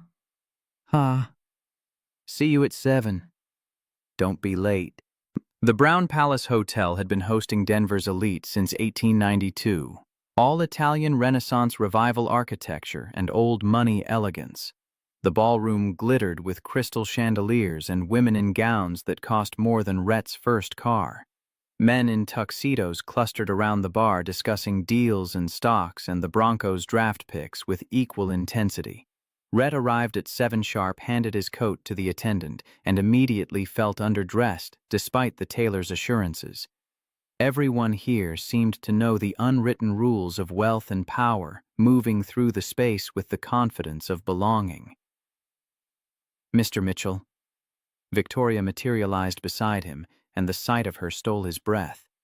She wore emerald silk that brought out the gray blue of her eyes, her hair down for the first time since the cabin, cascading over one shoulder in waves that softened every sharp angle. Minimal jewelry, minimal makeup, but radiating a confidence that had nothing to do with armor and everything to do with acceptance. "You look..." He stumbled over words. "That's a good color on you. You clean up surprisingly well yourself. The tux is an improvement over your usual khakis and button-downs." They smiled at each other, and the moment stretched long enough that people nearby started noticing. Victoria caught herself first, gesturing toward the bar. "Shall we get this over with? 3 hours of small talk, a rubber chicken dinner speeches that last too long, and then we can all go home and remember why we hate these things." Inspiring pep talk. I try. The evening unfolded in waves of obligation.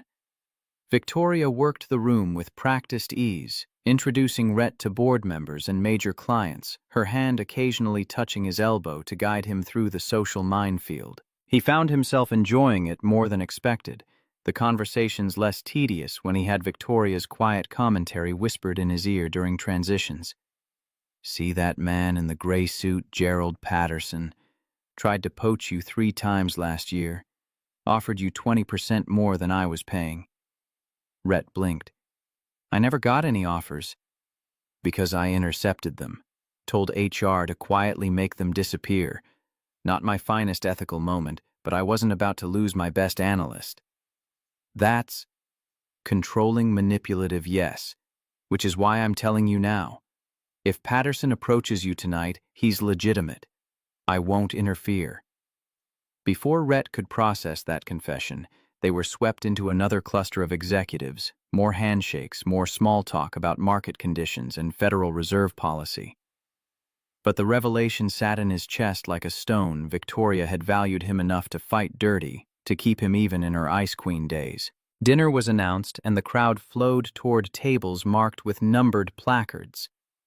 Rhett found his seat at table 3, surprised to see Victoria's name card beside his. She noticed his expression and shrugged. "Host's prerogative. I can sit wherever I want, and I choose to sit next to the only person here who won't bore me to death with venture capital stories." The meal was exactly as promised: chicken that tasted like expensive cardboard vegetables arranged for aesthetics rather than flavor wine that cost more per bottle than Rhett's monthly grocery budget. But the company made it bearable. Victoria kept up a running commentary on the other guests, pointing out affairs and feuds and alliances with the kind of insider knowledge that came from years of paying attention to human dynamics. "See Jennifer Walsh at table 5. She's embezzling from her husband's company. I discovered it last month during due diligence for a potential acquisition. Confronted her privately, gave her 30 days to return the money and come clean, or I'd report it." "Did she?" "She did. Turned out her husband was having an affair and she was building an escape fund. They're in counseling now. Still together, still messy, but at least she's not committing felonies."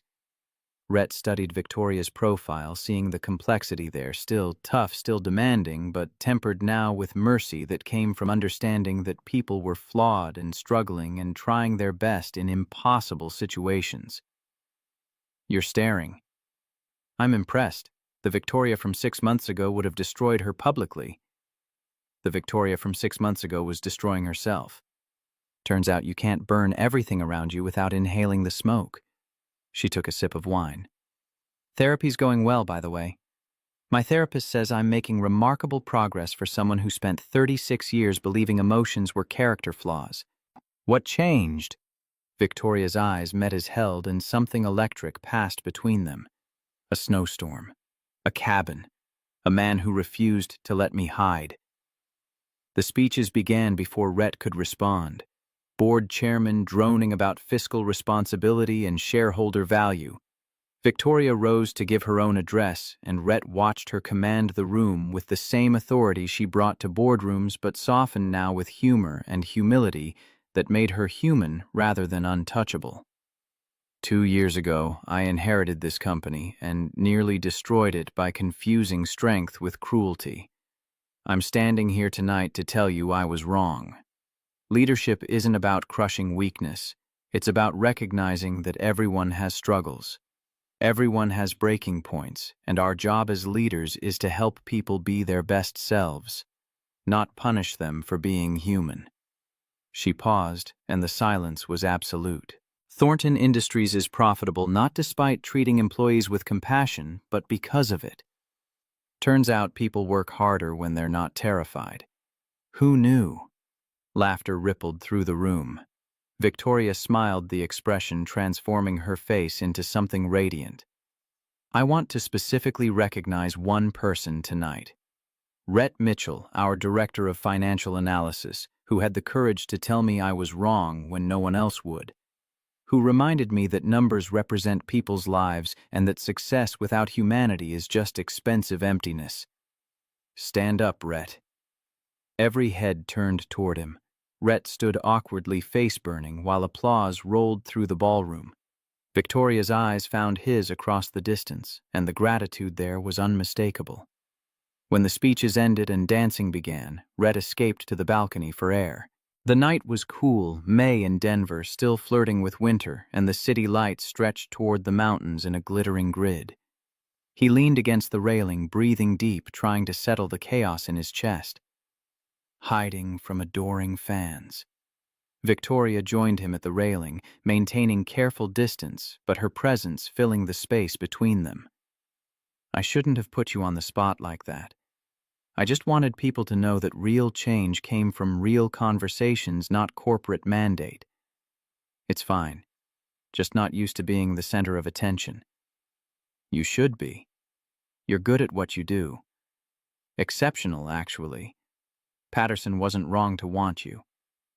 They stood in comfortable silence, watching traffic move through downtown streets, the sounds of the party muted behind the closed balcony doors. Finally, Victoria spoke, her voice barely above a whisper. I've been thinking about the cabin a lot. About what you said about making different choices. And I think I've been making different choices professionally, but I've been hiding from the harder ones, the personal ones. She turned to face him. I like you, Rhett. Not as an employee, not as a project, but as a person who makes me want to be braver than I've ever been. His heart hammered against his ribs. Victoria, I know it's complicated.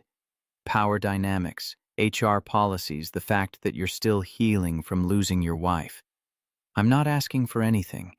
I just needed you to know that somewhere in the past 3 months, friendship shifted into something I don't have words for yet. Rhett's mind spun through possibilities and consequences. Harper's face asking if the sad lady was still sad. Caroline's voice in his dreams telling him it was okay to live. The board's reaction if their CEO dated a subordinate. His own fear of risking his heart when the last time ended in a hospital room and a future that collapsed. I don't know if I'm ready for this. Neither do I, which is why I'm not asking for this. I'm just telling you it exists, and when if you're ever ready to explore what it might mean, I'll be here. Waiting, hoping, terrified out of my mind. The vulnerability in those words cracked something open in Rhett's chest. He reached for her hand, threading his fingers through hers, feeling the tremor in her grip that said this confession had cost her everything. Can we start with friendship? Real friendship, not whatever corporate alliance we've been performing. I'd like that. And maybe... He stopped, gathered courage. Maybe you could meet Harper officially, not just in passing at the office. If we're going to figure out what this is, she's part of the equation. Victoria's eyes went wide. You want me to meet your daughter? I want you to meet the most important person in my life. Because if this is going somewhere, wherever that is, she needs to be part of the journey. What if she hates me? She won't. She's the one who's been telling me to be your friend since the concert. Says everyone needs friends. They stood there on the balcony, hands clasped, while music and laughter spilled from the ballroom, and the city sprawled below them, full of possibility and risk in equal measure. This was the cliff edge Rhett realized, the moment where safety ended and faith began. Sunday brunch, my house, noon. I'll make pancakes and Harper will interrogate you about everything. Fair warning, she's smarter than both of us combined. Victoria laughed, the sound free and genuine. I'm more terrified of an 8-year-old's judgment than any board meeting I've ever attended. As you should be. The following days, Rhett questioned his sanity approximately 400 times. What was he thinking, inviting his boss to meet his daughter? What if Harper saw through whatever this was and called him out? What if Victoria's corporate persona showed up instead of the woman from the cabin? What if he was making a catastrophic mistake that would blow up both his job and his carefully reconstructed life? Harper, meanwhile, was ecstatic. The sad lady is coming to brunch.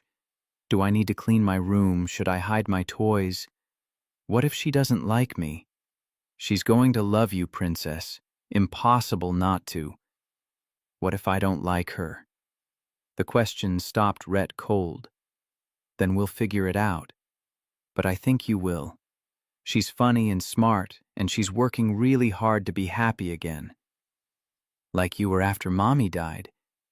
Yeah, baby girl, exactly like that. Sunday arrived with brilliant sunshine and Rhett's anxiety at DEF CON 1. He made pancakes, set the table, changed his shirt 3 times before Harper informed him the blue one looked best. By 11:45, he was checking the window every 30 seconds like a teenager before prom.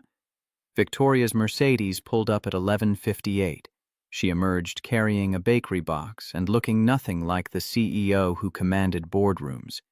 Jeans, simple blouse, minimal makeup, hair in a ponytail, vulnerable and real and so beautiful it made his chest ache.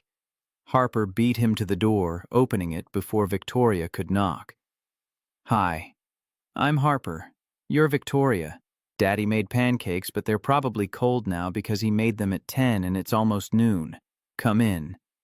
Victoria blinked at the verbal barrage, then smiled. Hi, Harper. Your dad told me you're the smart one in this relationship. I believe it. He probably said I'm smarter than both of you. I am. But I'm also 8, so there's lots I don't know yet. Like taxes and why grown-ups drink coffee when it tastes like dirt.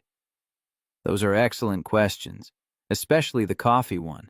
Inside the house felt suddenly smaller with Victoria in it. Rhett watched her take in the details, family photos on the mantel, Harper's artwork magnetized to the fridge, the comfortable clutter of a house actually lived in rather than just occupied.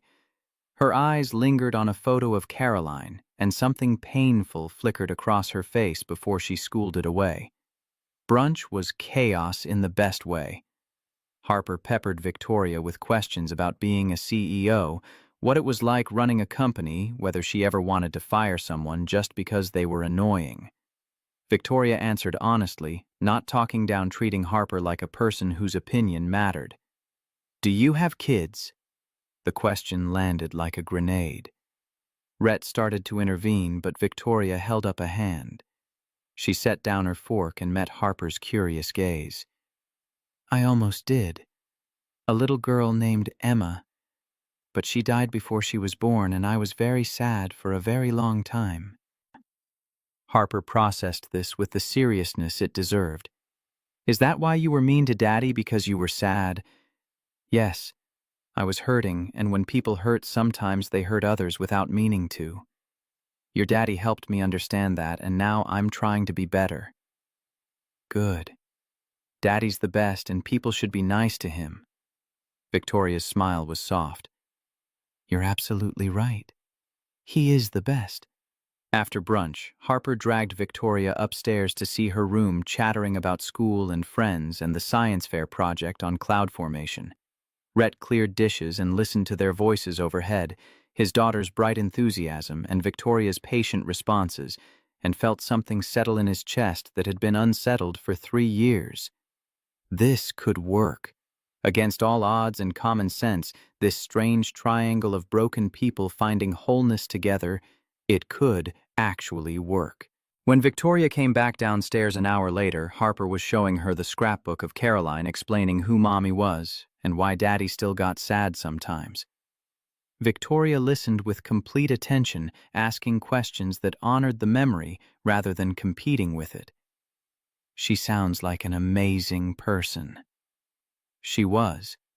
But she's gone now, and Daddy needs someone new to love. Not to replace Mommy, you can't replace people, but to love in a different way. That's okay, right? To love new people even when you miss old people. Victoria's eyes glistened. That's more than okay, Harper. That's brave and beautiful and exactly right. At the door, when it was time for Victoria to leave, Harper hugged her without prompting. You can come back.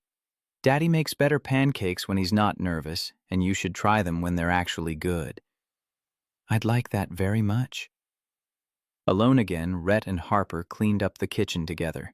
His daughter was unusually quiet, thoughtful in a way that meant big questions were forming.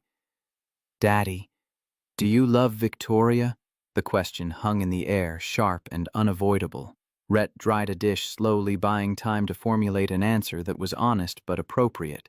I don't know yet, Princess. I like her a lot. I care about whether she's happy. But love is a big word, and I need to be sure before I use it. But you could love her someday. Maybe. Would that be okay with you? Harper climbed onto the counter, swinging her legs, looking far too wise for 8 3/4. Mommy loved you. And Mommy loved me. And Mommy would want us both to be happy, not just sad forever. So yeah, Daddy, it would be okay. Permission granted by the person whose opinion mattered most. Rhett pulled Harper into a hug and let himself imagine a future that included more than just survival. The following weeks, Victoria became a fixture in their lives in small ways. Sunday brunches became routine. She attended Harper's spring concert front row beside Rhett, recording everything on her phone. Brought Harper books from the used bookstore downtown, always managing to pick titles the librarian had recommended. Learned to play Go Fish and lost gracefully when Harper's shark instincts demolished her. At the office, they maintained professional boundaries that felt less like performance and more like respect. Victoria was still demanding, still held high standards, but the fear was gone. Employees stopped avoiding her in hallways. The coffee room conversations shifted from complaints to cautious optimism. The board noticed. Quarterly reports showed sustained growth, employee satisfaction scores at all-time highs, retention rates that made competitors envious. At the June board meeting, Chairman Wallace actually smiled when he announced that Thornton Industries had been named one of Colorado's top workplaces for the first time in a decade. Whatever you're doing, Victoria, keep doing it. The transformation has been remarkable. Walking out of that meeting, Victoria found Rhett waiting in the hall. Did you hear? We made the list. You made the list, I just run numbers. We both know that's not true, but I'll take the compliment. She glanced around to ensure privacy. Harper's birthday is coming up. Late June, right? 23rd. How did you... I pay attention. What's she want? Besides a puppy, which I know you've been resisting.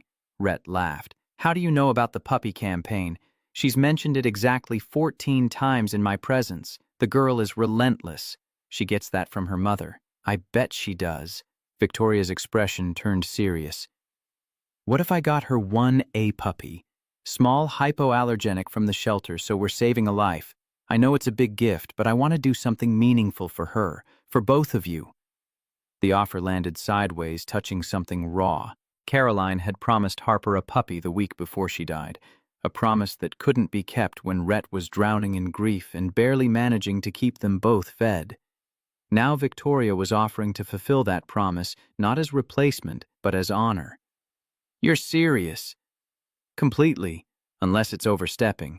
I'm still learning where the boundaries are. It's not overstepping. It's... His voice caught. It's one of the kindest things anyone's offered. Harper would lose her mind. Then let's make it happen. We'll go to the shelter Saturday, let her pick one out, surprise her on her birthday. Saturday at the Denver Animal Shelter was controlled chaos. Dogs of every size and description barked from kennels, tails wagging, hopeful eyes tracking every visitor. Victoria had done her research, identifying 3 potential candidates, all small breed mixes, all kid-friendly, all desperately needing homes. That one. Harper pointed at a scruffy terrier mix with one ear that stood up and one that flopped over. His name is Scout. He's perfect. The shelter volunteer confirmed Scout was good with kids, house-trained, healthy, despite his rough start. Harper sat in the meet-and-greet room, and Scout immediately crawled into her lap, licking her face while she giggled uncontrollably. Can we really keep him? Daddy, really, truly? Rhett looked at Victoria, saw her eyes bright with unshed tears, and nodded. Really, truly. The paperwork took an hour. Victoria paid the adoption fee before Rhett could argue. Bought supplies, bed leash, collar, food, toys with the efficiency of someone checking items off a military operation. By the time they loaded into Victoria's car, Scout was wearing a blue collar and Harper was radiating joy so pure it hurt to witness. "This is the best birthday present ever, even better than the bike you got me when I was 6. Thank Victoria. This was her idea. Harper launched herself at Victoria from the back seat, wrapping thin arms around her neck. Thank you. Thank you. Thank you. You're the best almost stepmom ever. Silence. Sharp. Absolute terrifying. Victoria's eyes found Rhett's in the rearview mirror. He saw panic there, and something else. Hope, maybe, or terror that looked like hope if you squinted. Harper, we've talked about assumptions. It's okay. Victoria's voice was steady. Harper, I'm not your stepmom yet, but if your dad and I keep being friends, and if we all decide together that we want to be a family, then maybe someday I could be. Would that be okay with you? Duh, that's why I said it. Kids, no filter, no subtlety, just emotional truth delivered like a tactical nuke. That night after Harper and Scout were both asleep in Harper's room, Rhett and Victoria sat on the porch with beers and the comfortable silence of people who'd learned each other's rhythms.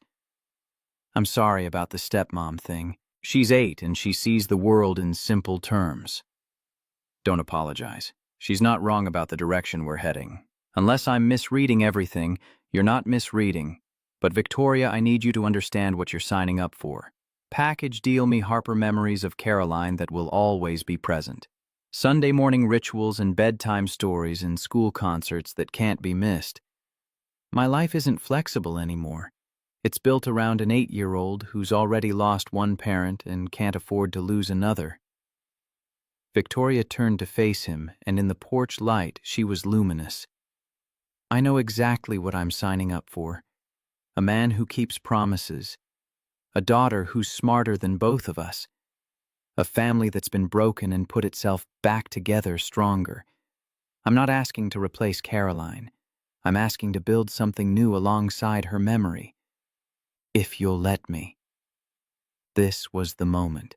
The cliff edge where faith replaced fear, where the future stopped being theoretical and became possible. Rhett reached for Victoria's hand and pulled her closer until their foreheads touched. I'm terrified. Me too. But I think I'm falling in love with you. Present tense. Actively falling. Victoria's breath hitched. Yeah. It's inconvenient and complicated and probably violates 17 HR policies, but there it is. I'm in love with you too. Have been since that night in the cabin when you refused to let me hide. I just didn't have words for it yet. They kissed, then soft and tentative, testing the shape of this new thing they were building. It tasted like beer and promise, and the particular sweetness of second chances that came with earned wisdom. When they pulled apart, Victoria was smiling. So, what now? Do we tell HR the board Harper? Harper already knows. I'm pretty sure she's been planning our wedding since the first brunch. She is alarmingly perceptive. Gets it from her mother. The words came out automatically, and Rhett waited for the guilt to follow.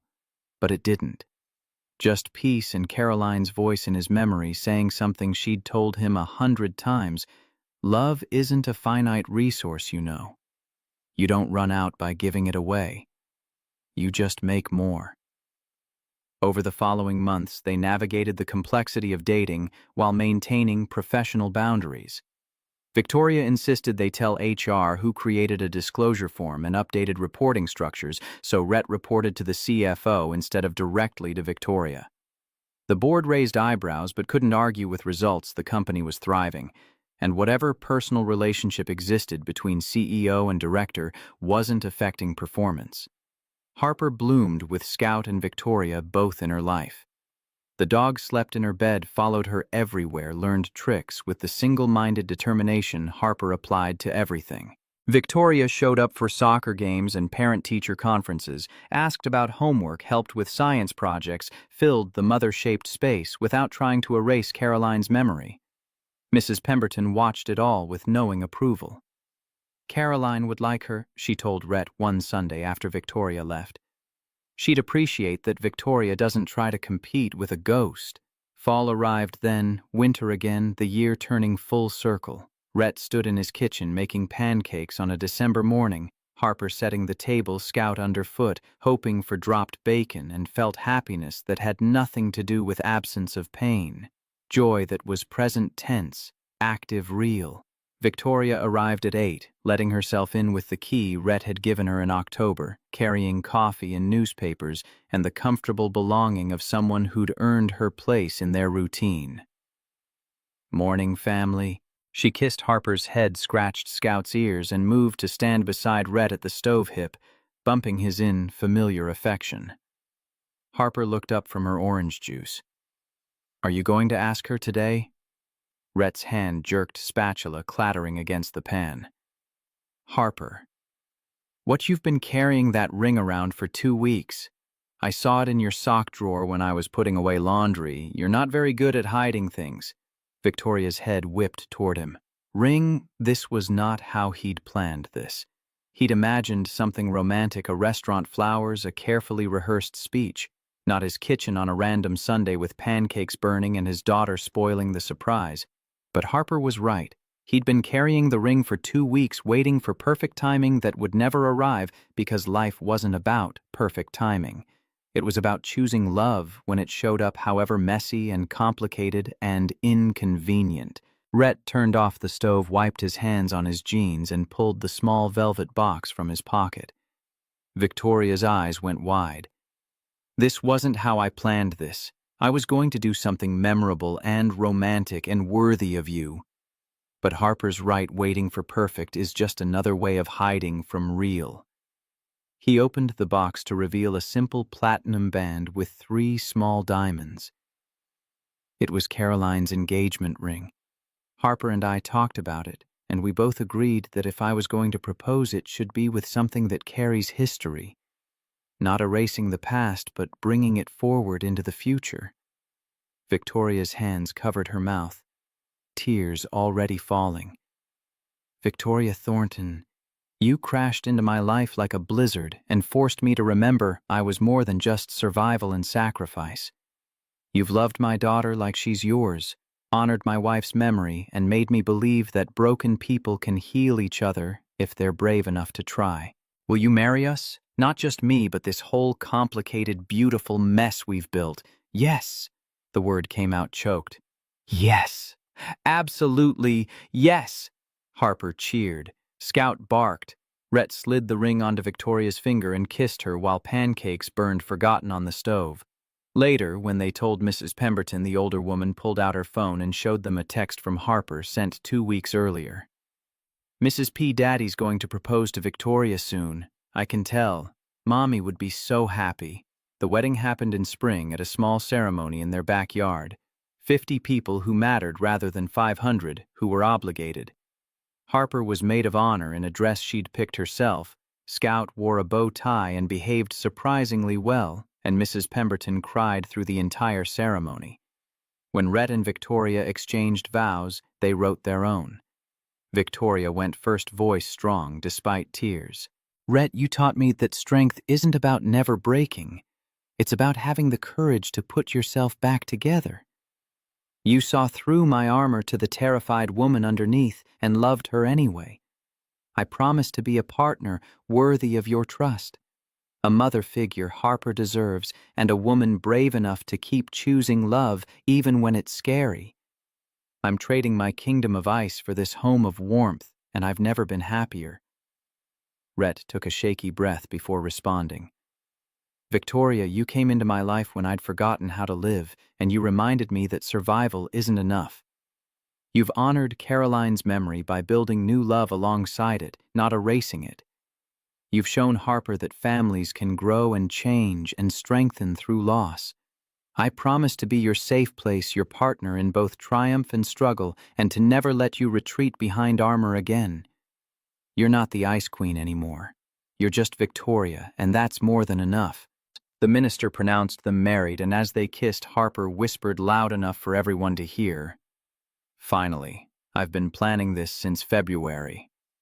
At the reception, Blake gave a toast about how Rhett had somehow tamed the dragon of corporate cruelty through the radical act of seeing her humanity. Elena spoke about how Victoria's transformation had changed not just Thornton Industries, but her own understanding of what leadership could mean. But the most important moment came when Harper stood up 8 going on 40 and raised her juice glass. "I want to say something about my new mom. Victoria didn't try to replace my mommy Caroline. She made space for both of them to matter. She taught me that families aren't just born, they're built by people who choose to love each other, even when it's hard. And she makes my dad smile again, which is maybe the best present anyone could give me." To Victoria, the sad lady who learned to be happy again. To Victoria, the room echoed glasses, clinking laughter and love, filling the spring air. That night after guests departed, and Harper was asleep upstairs with Scout Rhett and Victoria stood in their backyard looking at the mountains. The same peaks that had trapped them in a blizzard a year ago, that had forced 2 broken people into a cabin where walls came down and truth spilled out. "Do you ever think about that night at the cabin?" Victoria leaned into his side. "Every day. I think about how close I came to missing this Harper actual happiness instead of just achievement. If that storm hadn't hit, if we'd made it back to Denver on schedule, maybe we'd still be circling each other at a distance, too scared to admit we needed connection. The universe put people together for a reason. That's what Harper said. Your daughter is way too smart for everyone's good." "I know. It's terrifying and wonderful." They stood together, husband and wife, watching the stars come out over Colorado, and Rhett felt Caroline's presence not as loss but as blessing. She'd loved him once, taught him how to be a father, left behind a daughter who carried her wisdom. Now Victoria was teaching him how to love again, differently, but no less deeply. "Thank you," he said into the darkness. "For what? For being brave enough to thaw, for loving us, for building this." Victoria turned in his arms, face tilted up to his. "You know what I learned from all of this, that ice queens don't stay frozen forever. Sometimes they just need someone patient enough to wait for spring and brave enough to start the thaw. You were my spring, Rhett Mitchell." They kissed under the stars, while inside their house their daughter slept peacefully, dreaming of the family they'd all chosen to become. Not perfect, not without shadows of loss, but whole in the way that mattered, bound by love that had been tested and emerged stronger. The blizzard had passed, spring had come, and 3 broken people had built themselves into something beautiful, one brave choice at a time. Sometimes the universe did know exactly what it was doing when it trapped 2 people in a snowstorm with only one bed between them.